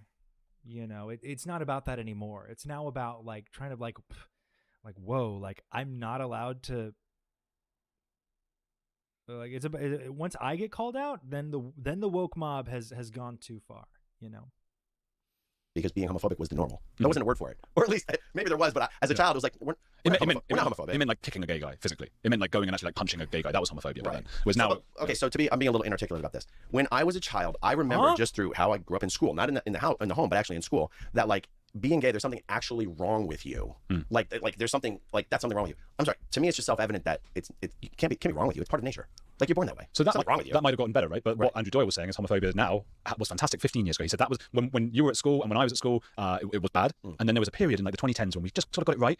And now it was never going to come from the same place because everyone's worried about how it was. It wasn't going to go back to how it was. For the same reason you get like the Nazis, you don't suddenly get like the Nazis again. You get the left-wing version, and because everyone's worrying about the thing that happened last time.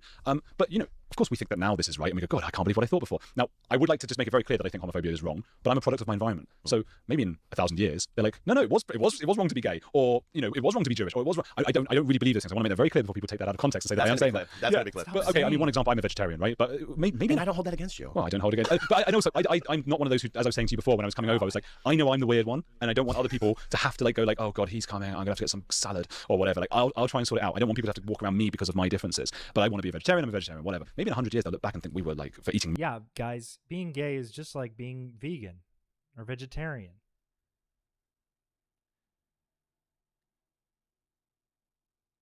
Because Andrew said so. Because Andrew felt it convenient to compare the two. This man's rough. Look, I've met more despicable people than Andrew.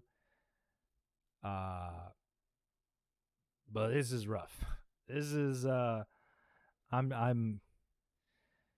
yeah. This is in this inaugural SPTV studio interview, this is probably one of the most like arrogant things I've ever seen. And as an ex-Scientologist, I'm honestly that this was supposed to be for our community. Like, this is the most fucking embarrassing thing I've ever seen in my life. Okay? So if you go on this in this room, this video is going to preempt everything you say about Scientology. Meat, we were like the Nazis. I mean, they're gonna say, "Thank God the vegetarians didn't reproduce." Yeah, well, exactly. When none of us can get girlfriends or whatever. But or they'll look back in 100 years and go, "Those vegetarians, what was wrong with them?" Because it's a normal thing for humans to do this. It's been human evolution. They've eaten meat and all those things. So what was wrong with those guys? What a bunch of weirdos. Well, a lot of progressives, maybe even me, I would frame vegetarianism as a progressive move. Oh, this is better than it was 20 years ago. But what's the right answer? Well, in 100 years, you get a different answer to in 200 years. So morality, I think, is just subjective. And again, I think there is of course an arc because a gradual arrow of things seem to be getting better. There's less poverty in the world than there was. We also feel like things are getting worse all the time because we have a natural propensity to fear the end of the world. Yeah. So in the 60s or now, it's like, God, the end of the world is right around the corner. Yeah. Did you have any of that in Scientology? Is there any end of the world?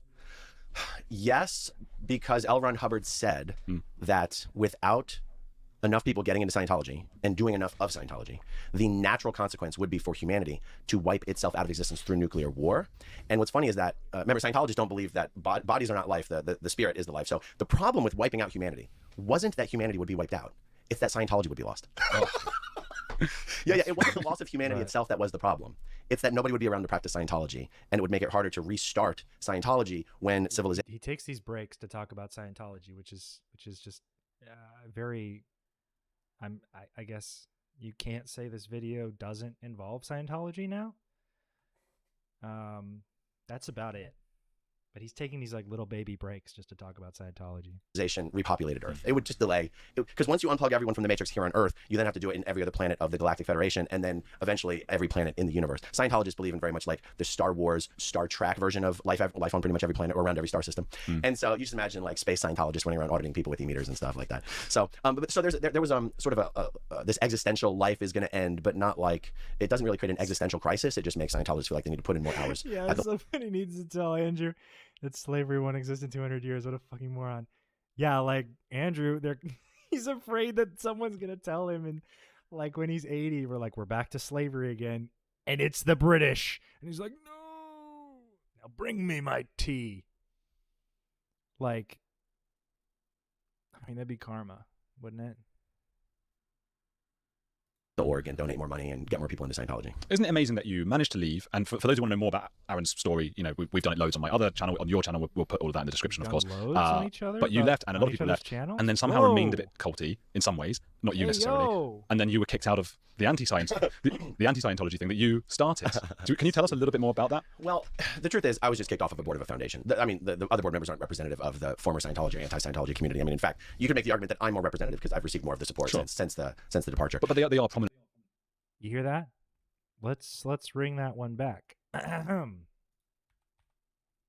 We were saying he wants to make it about him. A lot of people are like, well, he's doing so much for the community. And then he says, the truth is, I was just kicked off of a board of a foundation. The other board members aren't representative of the former Scientology or anti-Scientology community. I mean, in fact, you could make the argument that I'm more representative because I've received more of the support since the departure. But they are prominent for. Because he's received more of the support since the departure. What he means by the departure is not from his departure for Scientology, it's the departure from the Aftermath Foundation. The difference is, I mean, in actual fact, you're a bigot. This is really as you're just too afraid of taking accountability for your own actions. Former Scientologists. Yeah. Well, some were very high up. Yeah. And they've left. The idea is they've put the whole dogma and the whole I'm judging everyone for doing things wrong behind them, and yet here we are. Yeah. I mean, I tend to chalk it up more to personal differences and friendships being poorly handled than necessarily, like, I would even be so gracious as to say, I wouldn't say that they tried to cancel me. Okay. They didn't. And with all this controversy, blah, blah, blah, who's at the center as a problem here? Who is the common denominator between all of these problems that are happening? So they tried to run some campaign to get me. It was me who thought that I couldn't survive socially in our little group with if the group thought that these people didn't think very highly of me and didn't really want to be associated with me anymore. I thought that was social death. I thought I would be canceled whether they intended it or not, right? Yep. And so to a certain extent, and I guess this does have some parallels to the social conversation, to a certain extent that gave them power over me that I actually didn't even realize I was giving them. Like, oh my goodness, if I get in Mike Rinder's disfavor, that's former Scientologist, I'll be canceled. People will have no respect for me. People will wonder what's wrong with me. If Mike Rinder ever says anything against me, I'm finished. Well, it turns out almost the opposite was true. And so I don't know if I directly answered your question. Well, what I'd say about that, a lot of people sometimes say there isn't cancel culture. What's funny is he's lost a lot of traction. He hasn't been gaining his, I've checked his Social Blade, and his subscriber count has dropped, as well as his regular watchers of his channel. So that's not exactly, I think to him, because now he's in his own bubble, I think to him it's a great way to describe it, but I wouldn't say it necessarily follows that in actuality. Because the result was that you haven't been cancelled necessarily. Right. That's right. But the culture was there. You're right. The culture of cancelling. Yeah. I think they thought they did what they did because they thought, I truly believe the following. They thought worse than Scientology. That I thought that if I ever said anything against them, I would be canceled, and therefore they were safe in doing whatever they wanted to me. Because they're like, well, he'll never, if he criticizes us, he's done in our community. I'm conscious people listening will be going, or watching will be saying, what did he do? Oh, you know what? So I've been married for 20 years. The last 4 or 5 years, I get a little loose with the years as the years go by because of COVID and messed up my memory of time. But for the last 4 or 5 years, my wife and I have basically been separated, living together. For a long time, I described this as an open marriage because I didn't know what other language to use. Okay. But not to anyone other than his personal friends, though. So to the public, at the end of his videos, he has a video of his daughter playing the guitar, singing the outro. He refers to my wife constantly in his videos. That's as much as I've known them, which is longer. He says that he's been separated from his wife for longer. He never mentioned that to me. He never mentioned, he's always refers to her as my wife, and he doesn't talk about his preferences as being like, polyamorous or even, he's just kind of getting, he's living the life that he couldn't live in high school, sowing his wild oats. From my perspective, he was like a family guy. And when I learned this, and how I knew it was like kind of deceptive, like what you're doing. But by the time I had learned this was already. Ship had already fucking sailed. I didn't want to talk to him anymore. It's just counterproductive. He wants to cover his ass, and that's all he ever wants to do. So why the fuck? What productive conversation can we have when the only objective he has is to miss the fucking plot? For people to understand the actual nature of the relationship. We were separated living together. Now, what that means in real terms is for the last 4 or 5 years, I've been... Which he's allowed to fuck around if he wants. Like, I don't give a shit what he does with his life. But as a public figure who represents a super underrepresented community, and I shouldn't be the guy making this video. That's what I believe.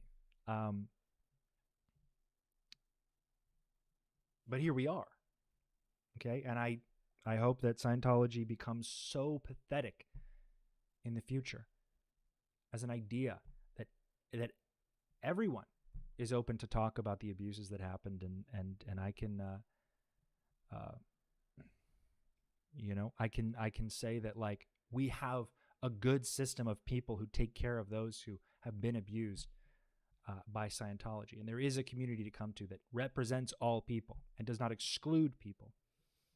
So, yeah. Doing whatever I want in my private and romantic life, and I encourage my wife to do the same. We basically stay together for the kids. So what happened is, in May of this last year, when I was in LA covering the Danny Masterson trial, which has a Scientology component to it. That's the actor from that 70s show who went to prison for doing horrible things to women. That's right. There was a fan of my channel who showed up to court. And I don't care, her name's Juliana Cohen. I mean, there's a million Juliana Cohens. That's not doxing someone. Her name's Juliana Cohen.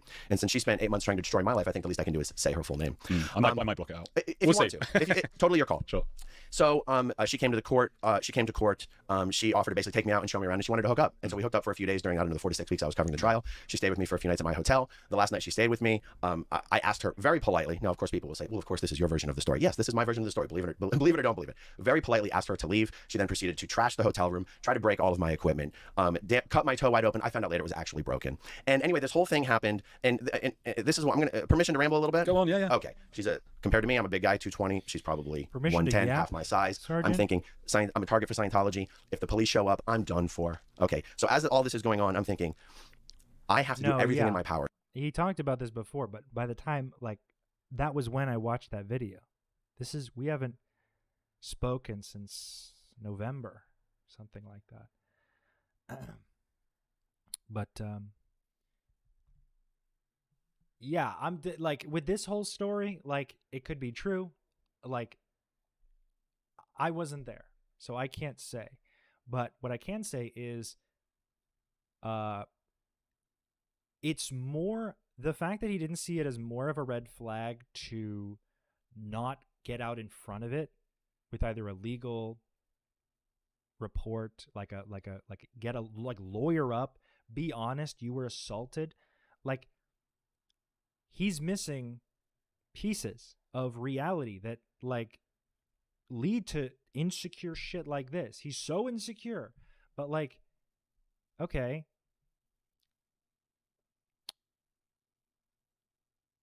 where is the like lack of forethought on you yourself as being a victim of a crime?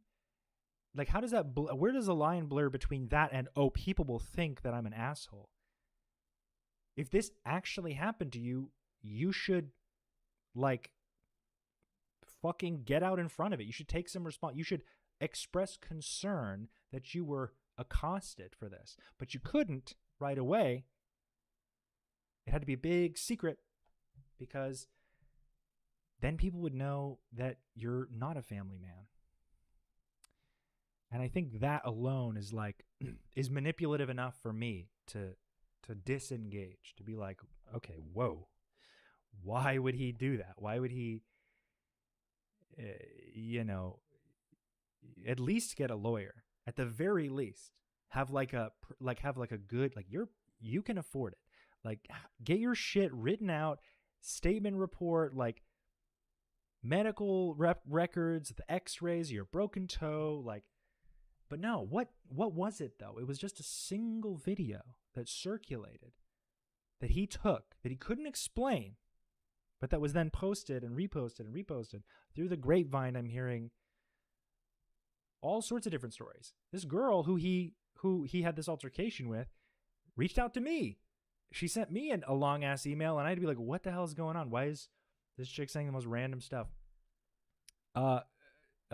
and I can talk about that at some point too. But like, it was just so bizarre that he was like, I've talked to many people about this. I'll give you the full lowdown, and then he ghosted me. So I just wasn't interested. I didn't have enough information at the time. She was saying a lot of weird, specific things that I didn't think were plausible, but just encouraged her to, if this is a serious issue, I'm not going to downplay that. You should pursue the authorities, and I hope you get what you're looking for, but like, I can't really do anything about this. I don't talk to Aaron like that. We're not like close in any capacity. I don't have that kind of relationship with him. So, you know, kind of like a good luck on your situation. So just very like weird, like the way you've conducted yourself, the way you've presented your whole argument. Damn, I said this wouldn't be a 4-hour video. I'm sorry, guys. I mean, it's on brand, but goddamn. Or to get this person out of this hotel without someone calling the police. And I'm describing it this way because I had every incentive to have de-escalation skills that could have resolved the Middle East conflict. Okay. And somehow I managed to get her out of the hotel room. It was because I was seriously injured and actually had to beg her to help me go get treatment for my foot. Anyway, the story gets even a little crazier for what happened after we got out of the hotel and down the street and everything. Anyway, it turns out she then turned around and accused everyone in my community, or accused me to everyone in my community, of having actually abused her and beat her up severely. And she said, I would never go to the police. I would never, all I want is for Aaron to be removed from the Aftermath Foundation. Now, do I think this was a Scientology setup? No, I do not. I've been very consistent about that. I know a lot of people do. I don't. I think it's just a crazy person who behaved in a crazy manner. I don't have all the answers. This is someone who'd been institutionalized before this incident. I had later found out she was institutionalized after this incident. Her story changed. That was another thing. Her father. That was another thing he texted me. Let me see if I can bring it up. Because when I was asking, like, what is this chick doing?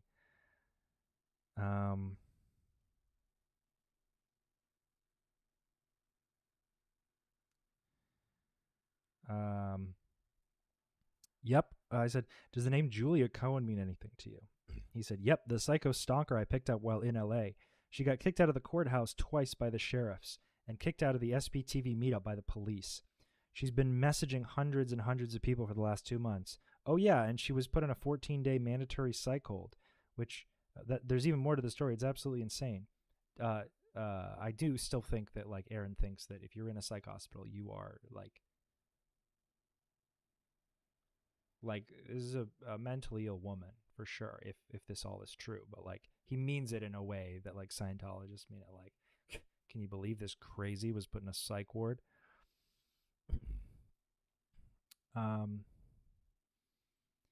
So I just said,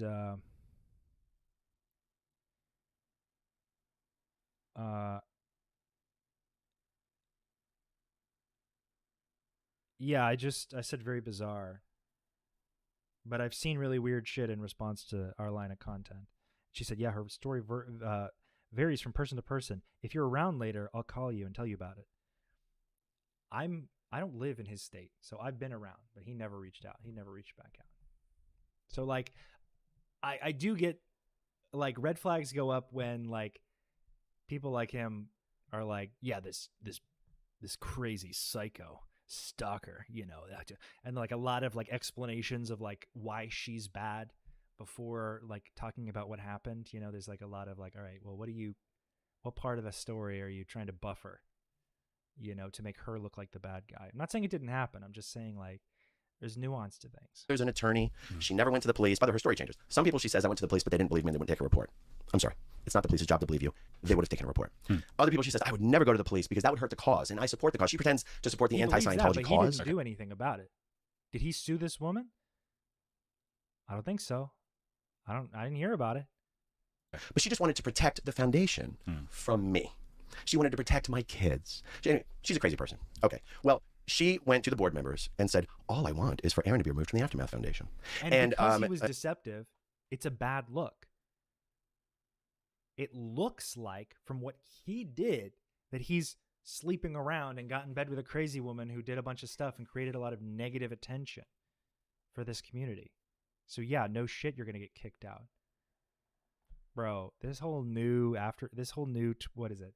SPTV Foundation, no code of conduct. That's gonna, yeah, I'd be very, very apprehensive to work in a nonprofit with no code of conduct. Just saying. And so the majority of the board members, not including Luis Garcia, the founder, who... But he probably conflates ethics with Scientology, which is, trauma, whatever. Supported me through all of this. Anyway, shortly hereafter, Luis Garcia was forced out by Claire Headley. I was forced out by Mike Rinder. And it was basically, Aaron's too much of a liability for us to continue to associate with him. We have to protect the foundation from him. Now, it's kind of a specious argument. Like, what does it mean to protect the foundation? Like, this is the Aftermath Foundation that exists to help people who are leaving Scientology. Like, can we raise money from people to help people leaving Scientology? And can we put that money to work helping people who are leaving Scientology?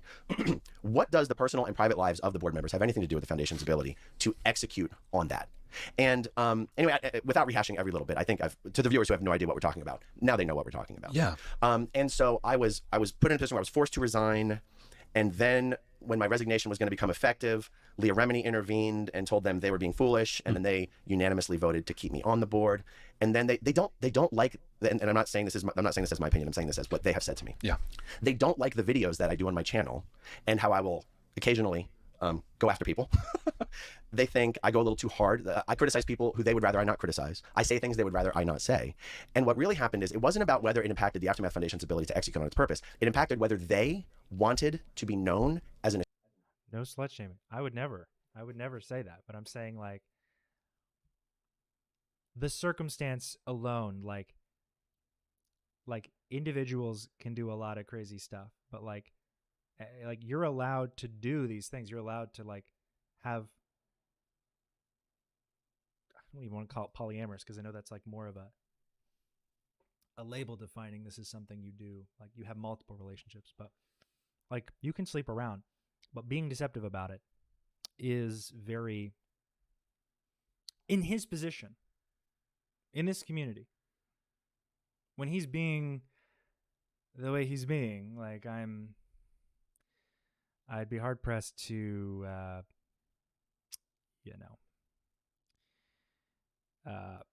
not react negatively to this. An associate of mine in our community. It got to a point where they didn't want to be like, yeah, Aaron's our guy. They didn't want Aaron to be their guy anymore. And they thought they could get away with getting rid of me and having there be no consequences in our community for doing so. And that was where they misestimated.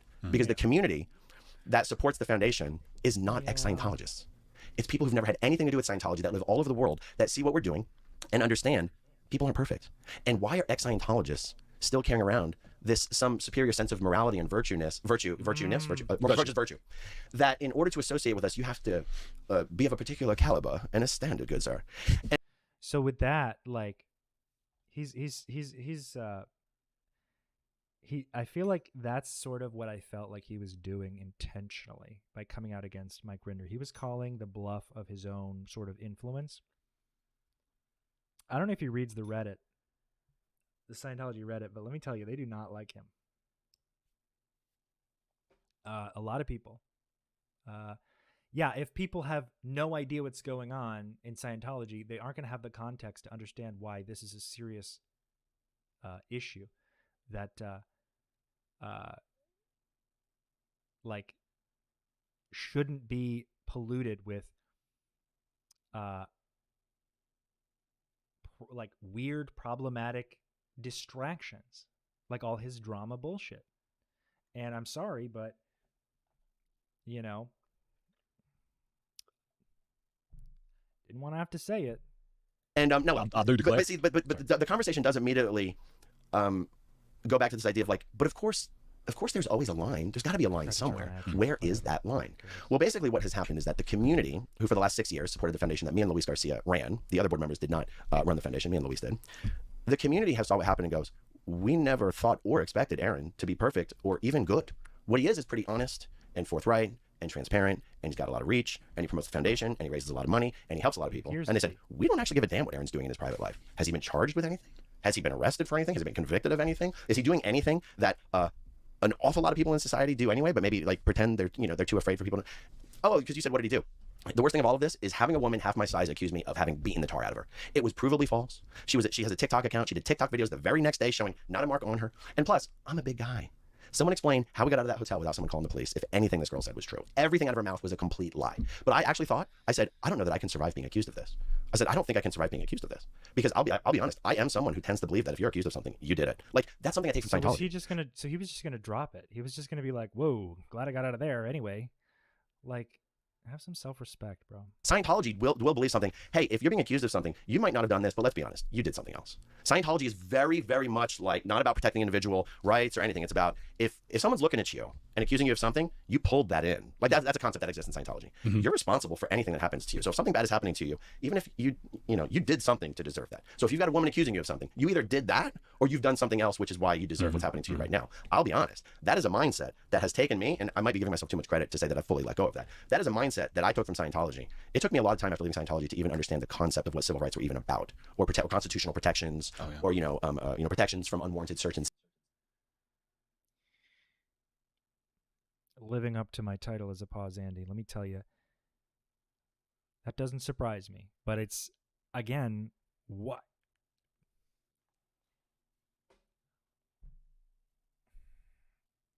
Let's play that back. Regular speed. Because I have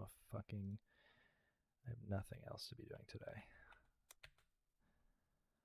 that I've fully let go of that. That is a mindset that I took from Scientology. It took me a lot of time after leaving Scientology to even understand the concept of what civil rights were even about, or protect.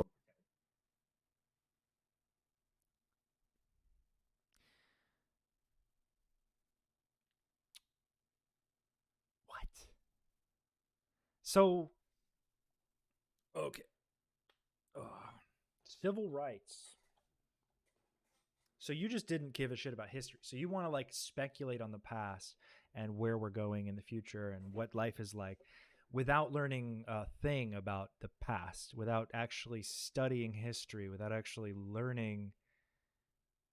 He seems to be still learning what they're about. The way he like describes it does kind of give me the feeling that like he's like, I mean, why do they need rights? Like, why do they have to be civil rights? Like, it's so just, yeah, we get it.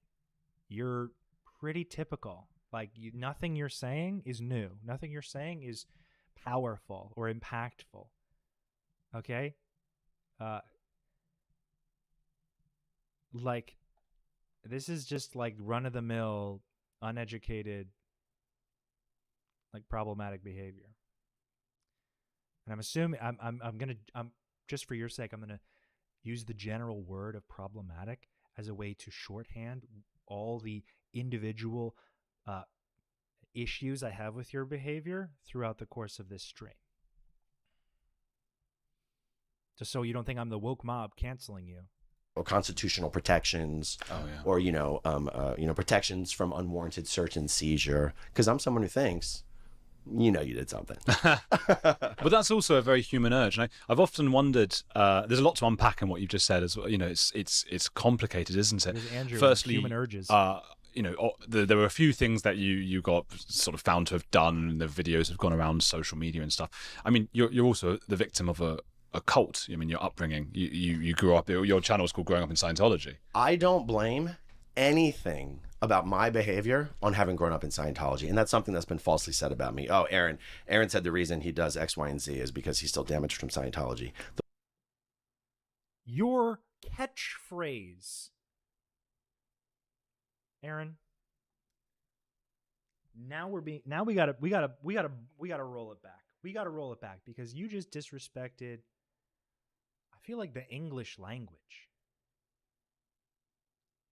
The fact that humans communicate at all. Your catchphrase is, I was raised in a cult. What do I know? Literally like 4 times in this video you've said that. But you want to be a man. I'm not a victim. No group has tarnished me. I'm so strong. Look at how I buy shirts where my biceps fill out. That I go to the Baby Gap and I make sure that all my shirts are tight as hell. Big dog, you have some problems, okay? Denial, number one, for sure. Okay? Let's reel that in, because you can't just lie. Okay? You can't just lie directly after you've said things. Like in the same video. Okay? I want you to watch this video back. You know, take some time. Tell, you know, call the girl you're laying next to an Uber. And you know, while you're waiting, just watch this video back. And try to find all the points where you contradict yourself. I mean, you probably won't. But good fucking Lord. Like, I can't. Those words have never come out of my mouth. I've never. A lot. No, he's insecure. Look how emotional he's getting. And he does X, Y, and Z is because he's still damaged from Scientology. Those words have never come out of my mouth. I've never said such a thing. I'm sorry. I'm not. Well, they came out of my mouth. I think it. No, Yeah. no, I I understand. think- I does that- understand. Oh. But I'm being a little defensive here, but I want to say something. Ooh.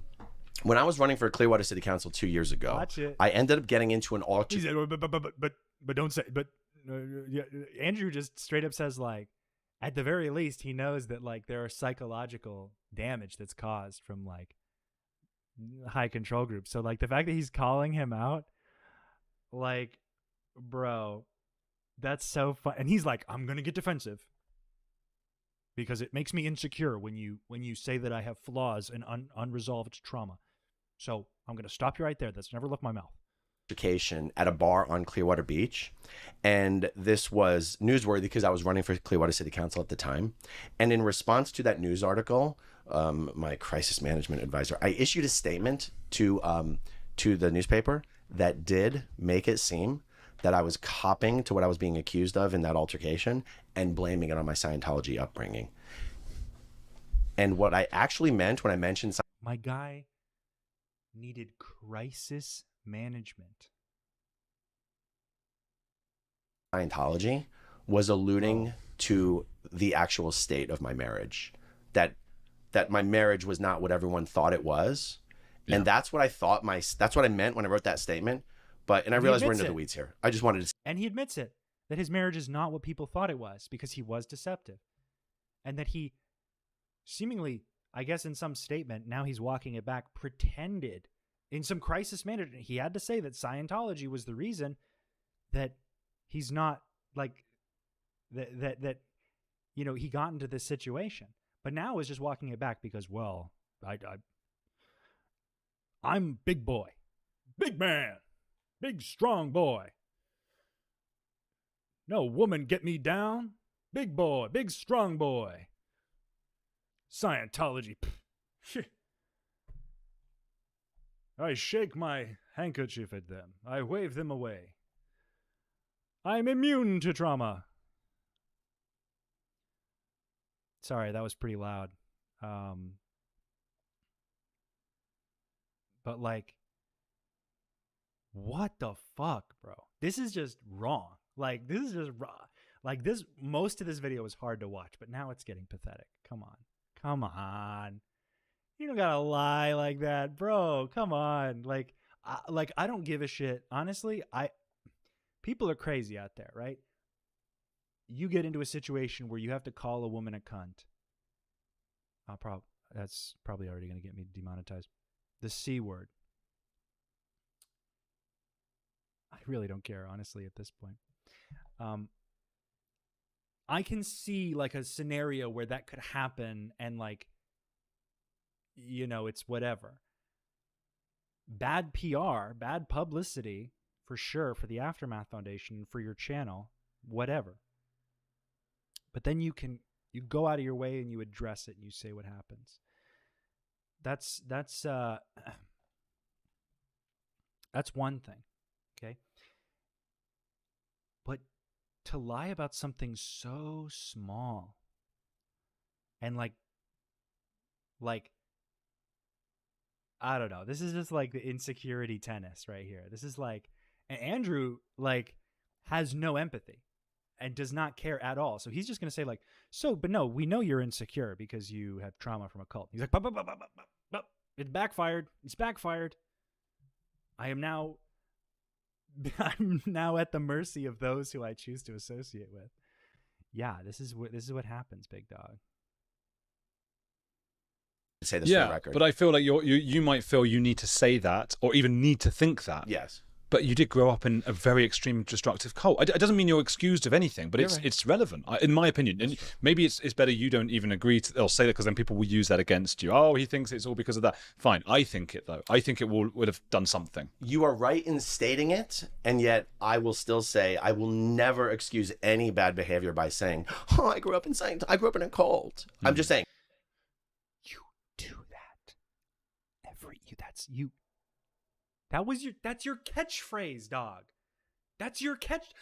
Am I taking crazy pills right now? Like, oh my, like you just, I'm speechless.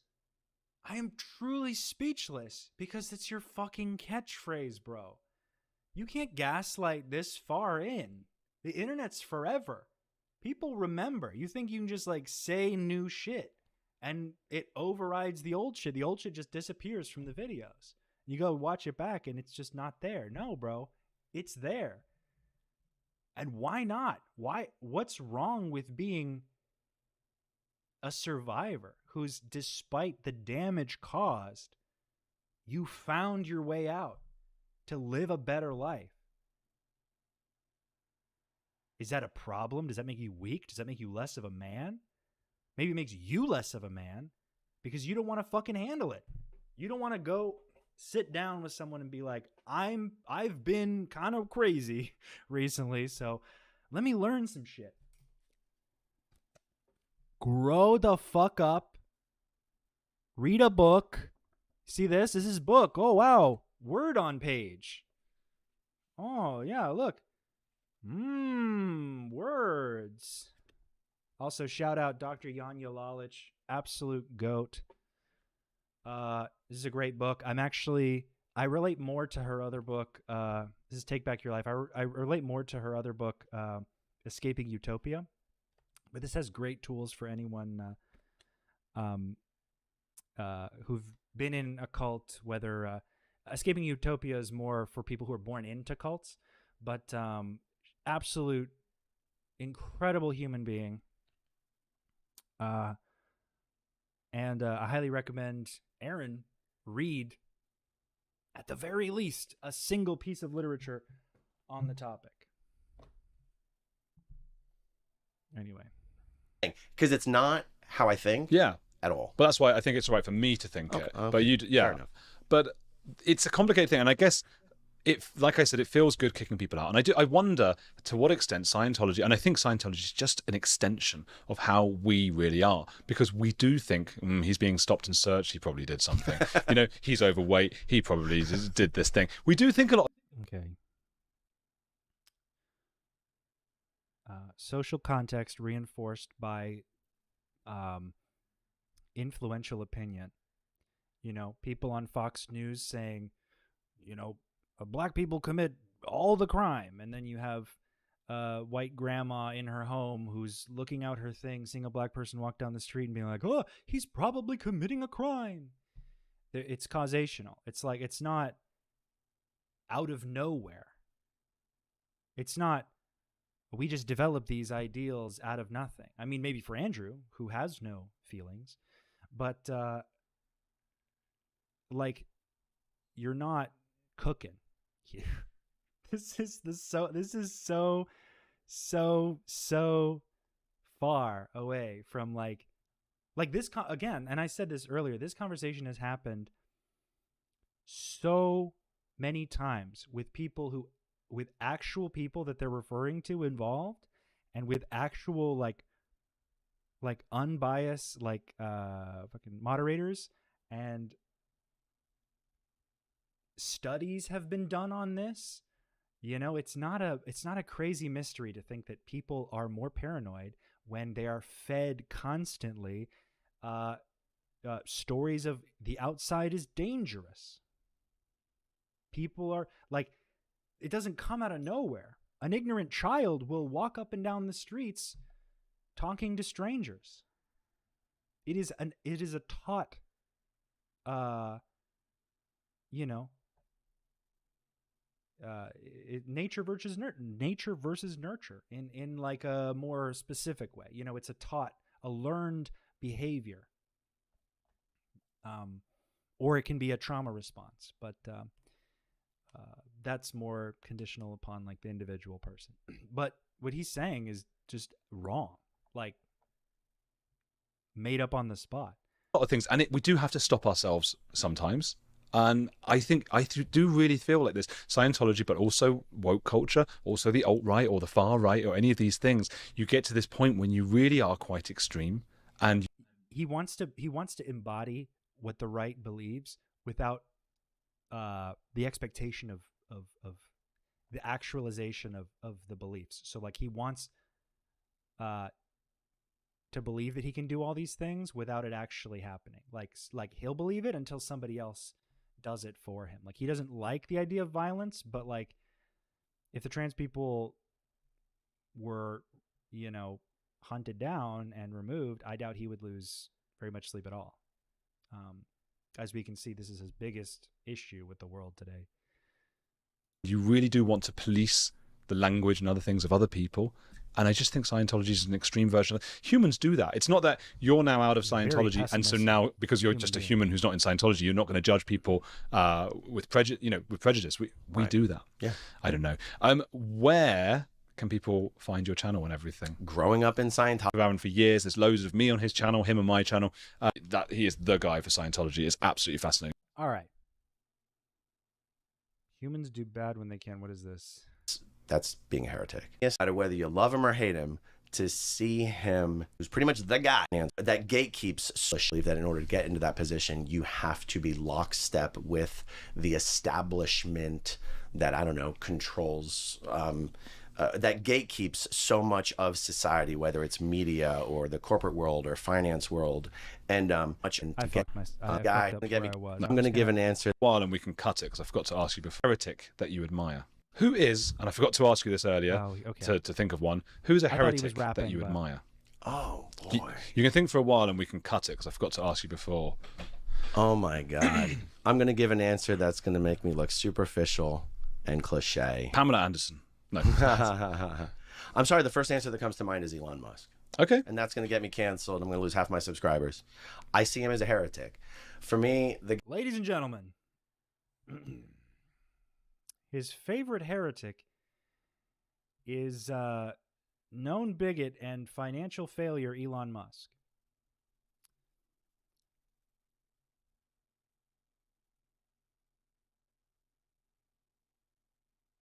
I don't have the emotional, I don't got the spoons to let that one ruminate.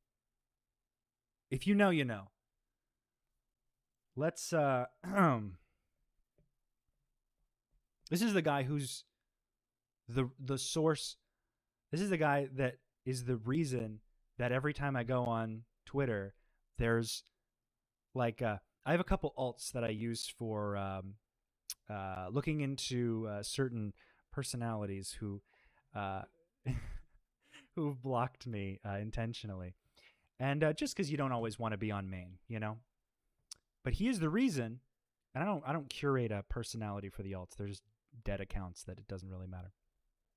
Nothing crazy. But he's the reason that every time I go on to one of these accounts, the feed is just all garbage. Bigoted, like pseudoscientific, racist, like I'll just start a new account and the first thing that it shows me is like, oh, look at this gay person. Don't they look stupid? I'm like, what the fuck is this? Like, I mean, Twitter was garbage before, but it has single-handedly become one of my least favorite apps to use. Let me tell you. But as you can see, he is the company he keeps. He thinks he's going to be sipping champagne with Elon Musk saying, fuck you to the haters. It's like, no, bro. You're not making it that far. Elon's so brave. So brave. So brave for wasting, for flushing all of his money down the toilet and single-handedly, like, dismantling America's future of ever having high-speed rail. Look, you gotta love when someone's such a confident idiot that the memes write themselves. I think Aaron's on that road. A guy who's one of the most famous, wealthiest individuals in the world. Okay. I think it's easy to believe that in order to get into that position, you have to be lockstep with the establishment that, I don't know, controls, that gatekeeps so much of society, whether it's media or the corporate world or finance world. And to see the guy who's pretty much the guy. I mean, he's also like inherited most of his wealth from an emerald mine that his father had in South Africa. But yeah, he's real in lockstep with, No matter whether you love him or hate him, with what to works. see him taking on the establishment, to me that's being a heretic. And someone might go, oh, it's easy for him, no matter, even if he loses 90% of his wealth, he's. But it's he just said, the question was, what is who's a heretic you admire? And that's what he's saying, is that he admires this man who's been described by others as a heretic. Still a billionaire. I go, I think it's a very interesting conversation to say, who is it easiest for to take hard positions? Someone with everything to lose or someone with nothing to lose? I don't know. For whom should it be easier? Because I would argue that for someone with an awful lot to lose, it's not actually as easy as people think, and that he is putting his neck out there. And again, I say that whether you agree with him or not agree with him, love him or hate him. I go, that to me is hereticism. Is that a word? Probably. I never want to sort of go, that's a word and that is, because it's always evolving. It's a word now. People know what you're saying. I suppose heresy is the word, isn't Heresy. it? But hereticism is fine as well. I like hereticism. I agree with you, and I think that we do. Another point. I think maybe something to sum up what we've just spoken about for over an hour. I've lost it again. That's what sums up the episode. Is wait, what did you just say? Hereticism, Elon Musk, gatekeeping, media, business, finance. Is that humans will do bad when they can. When you are in a society where slavery is permitted, you will do bad. You will do that, and because you think it's good. If you're in a society where it's just acceptable to round up the Jews, most people will do that. Obviously, there are people who speak out, but most people. Huh? Finance. Is that humans will do bad when they can. When you are in a society where slavery is permitted, you will do bad. You will do that, and because you think it's good. If you're in a society where it's just acceptable to round up the Jews, most people will do that. Obviously. Okay. He said, when you're in a society where it's okay to round up the Jews, most people will do that.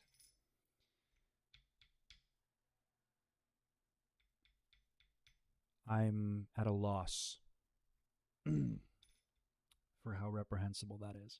Especially for a guy whose family apparently escaped the Holocaust, is what he said. So fuck them, I guess.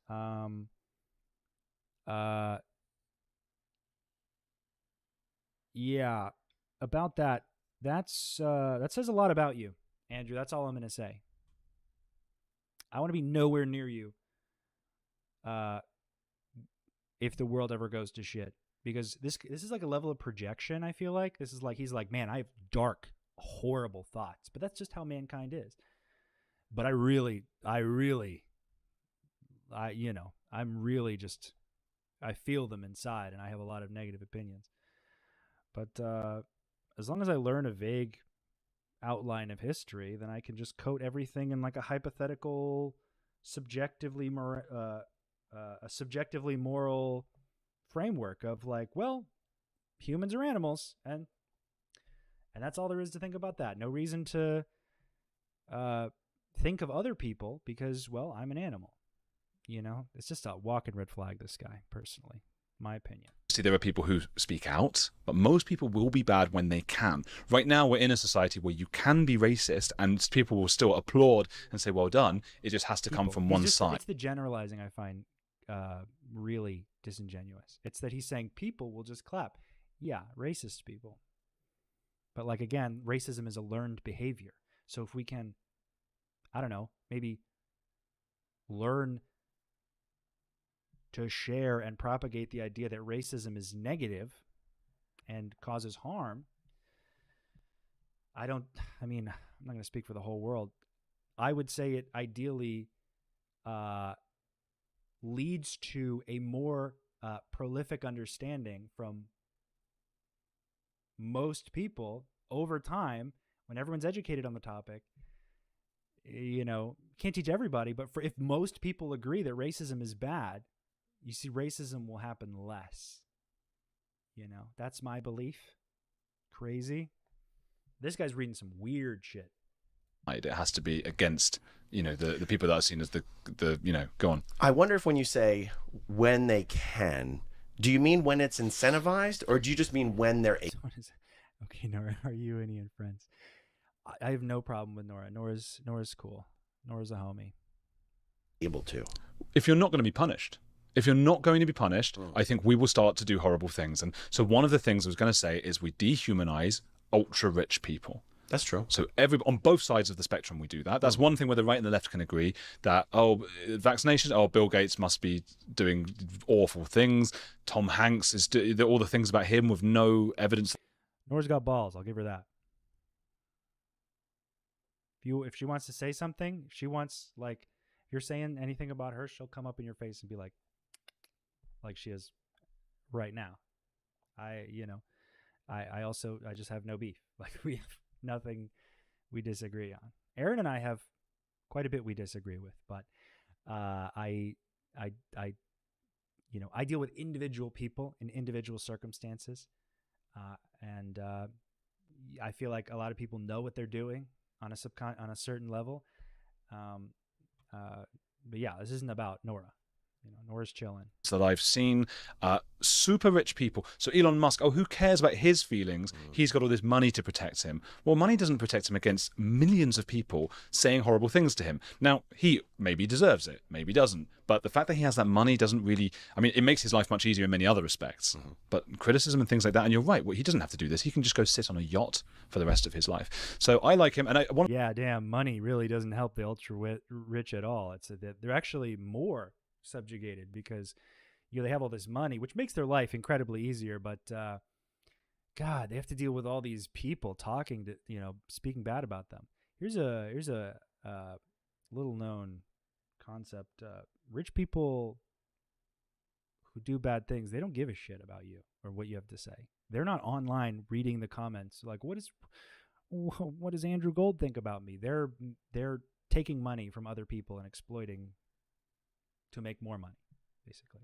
So the ultra wealthy, there's no ethical way to make $1 billion. You're exploiting somebody. So I'm not really sure he has that figured out. But exploitation to him is probably just hard work, because God forbid Andrew grow that part of his head, grow that part of his brain where forethought lives. One of the most heretical things he said recently was, say forethought, empathy. Do good things, don't just say. All right. Well, that sucked. Big time. That was my whole body hurts now that I've seen that. I'm now in my I am now about to hit my 4-hour mark, so I've yet again on my return, I've God, that was rough. You think you think it's just a simple video. I'll just breeze right through it. Nora, while you're here, hope you like my shirt.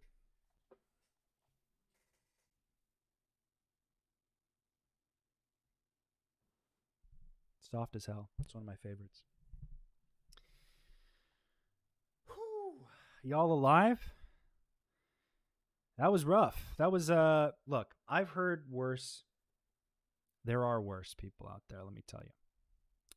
I think the road that he's going down is doing nothing but distracting people from a very important issue, especially when you've made a studio surrounded on this concept of of SPTV.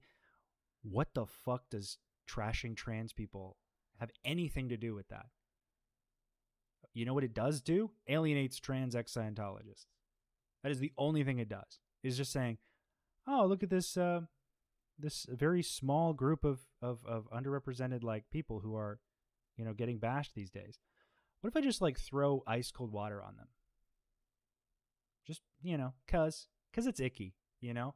Like at any point he can come out and he can decide that he's going to learn up on you know, on the topic, and he's going to address some things about his past, or he's going to, you know, focus on himself, or literally anything. I don't think that'll take away from the traction that the ex-Scientology community has with regards to like, you know, there's a lot of protests happening. There's a lot of, you know, people are more awake about Scientology, woke even, one could say, about cults. And I think that's most important. I think fostering a community where everyone who leaves has a place where they can like heal from this toxic ideology. Not everybody leaves with you know, all their shit in place. You've been a tool, you know, used up. Like it really fucks with you to think about like how tired, like all the effort you put into this larger than life system that you really thought was going to do good things for the world. And it's ripped out from under you, and you were actually serving powers that didn't give a fuck about you, and that, you know, broke you down and removed your, you know, certain inclinations. And I think when that happens, people react differently, but you have to like that part, and I'm speaking to ex-Scientologists now, that part of you that's afraid of seeking help, professional help, and you can say evidence-based help, which is, you know, backed up by a more rigid movement of people who use like scientific processes to like they actually use science to like figure out what works and what doesn't, you know, like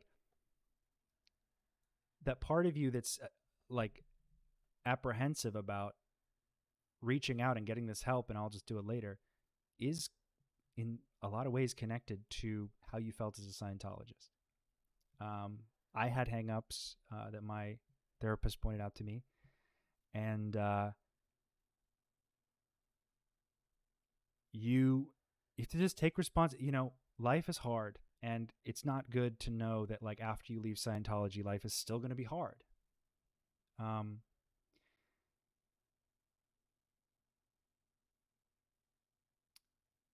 You know, I don't think that it helps to internalize it and then punch down. Especially when these conversations are not new or like thought-provoking. These are just echoes of like other more hateful people who are intentionally making content to punch down and intentionally making content to cause division. I think it's more important that we not like we at least hold people responsible for what they say, you know? And that's all I have to say about that. Because it shouldn't be bad to grow, to learn, to make mistakes. I don't think it is bad. I think it's uncomfortable, and it definitely it can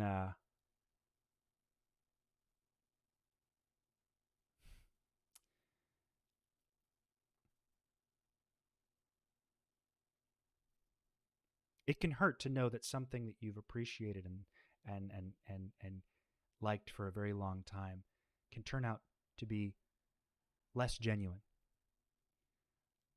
than you thought before. But actions speak louder than words. So Aaron just needs to grow the fuck up and learn something before he claims that he's done everything. That's it. That's all I have to say. Thank you for showing up. I love you.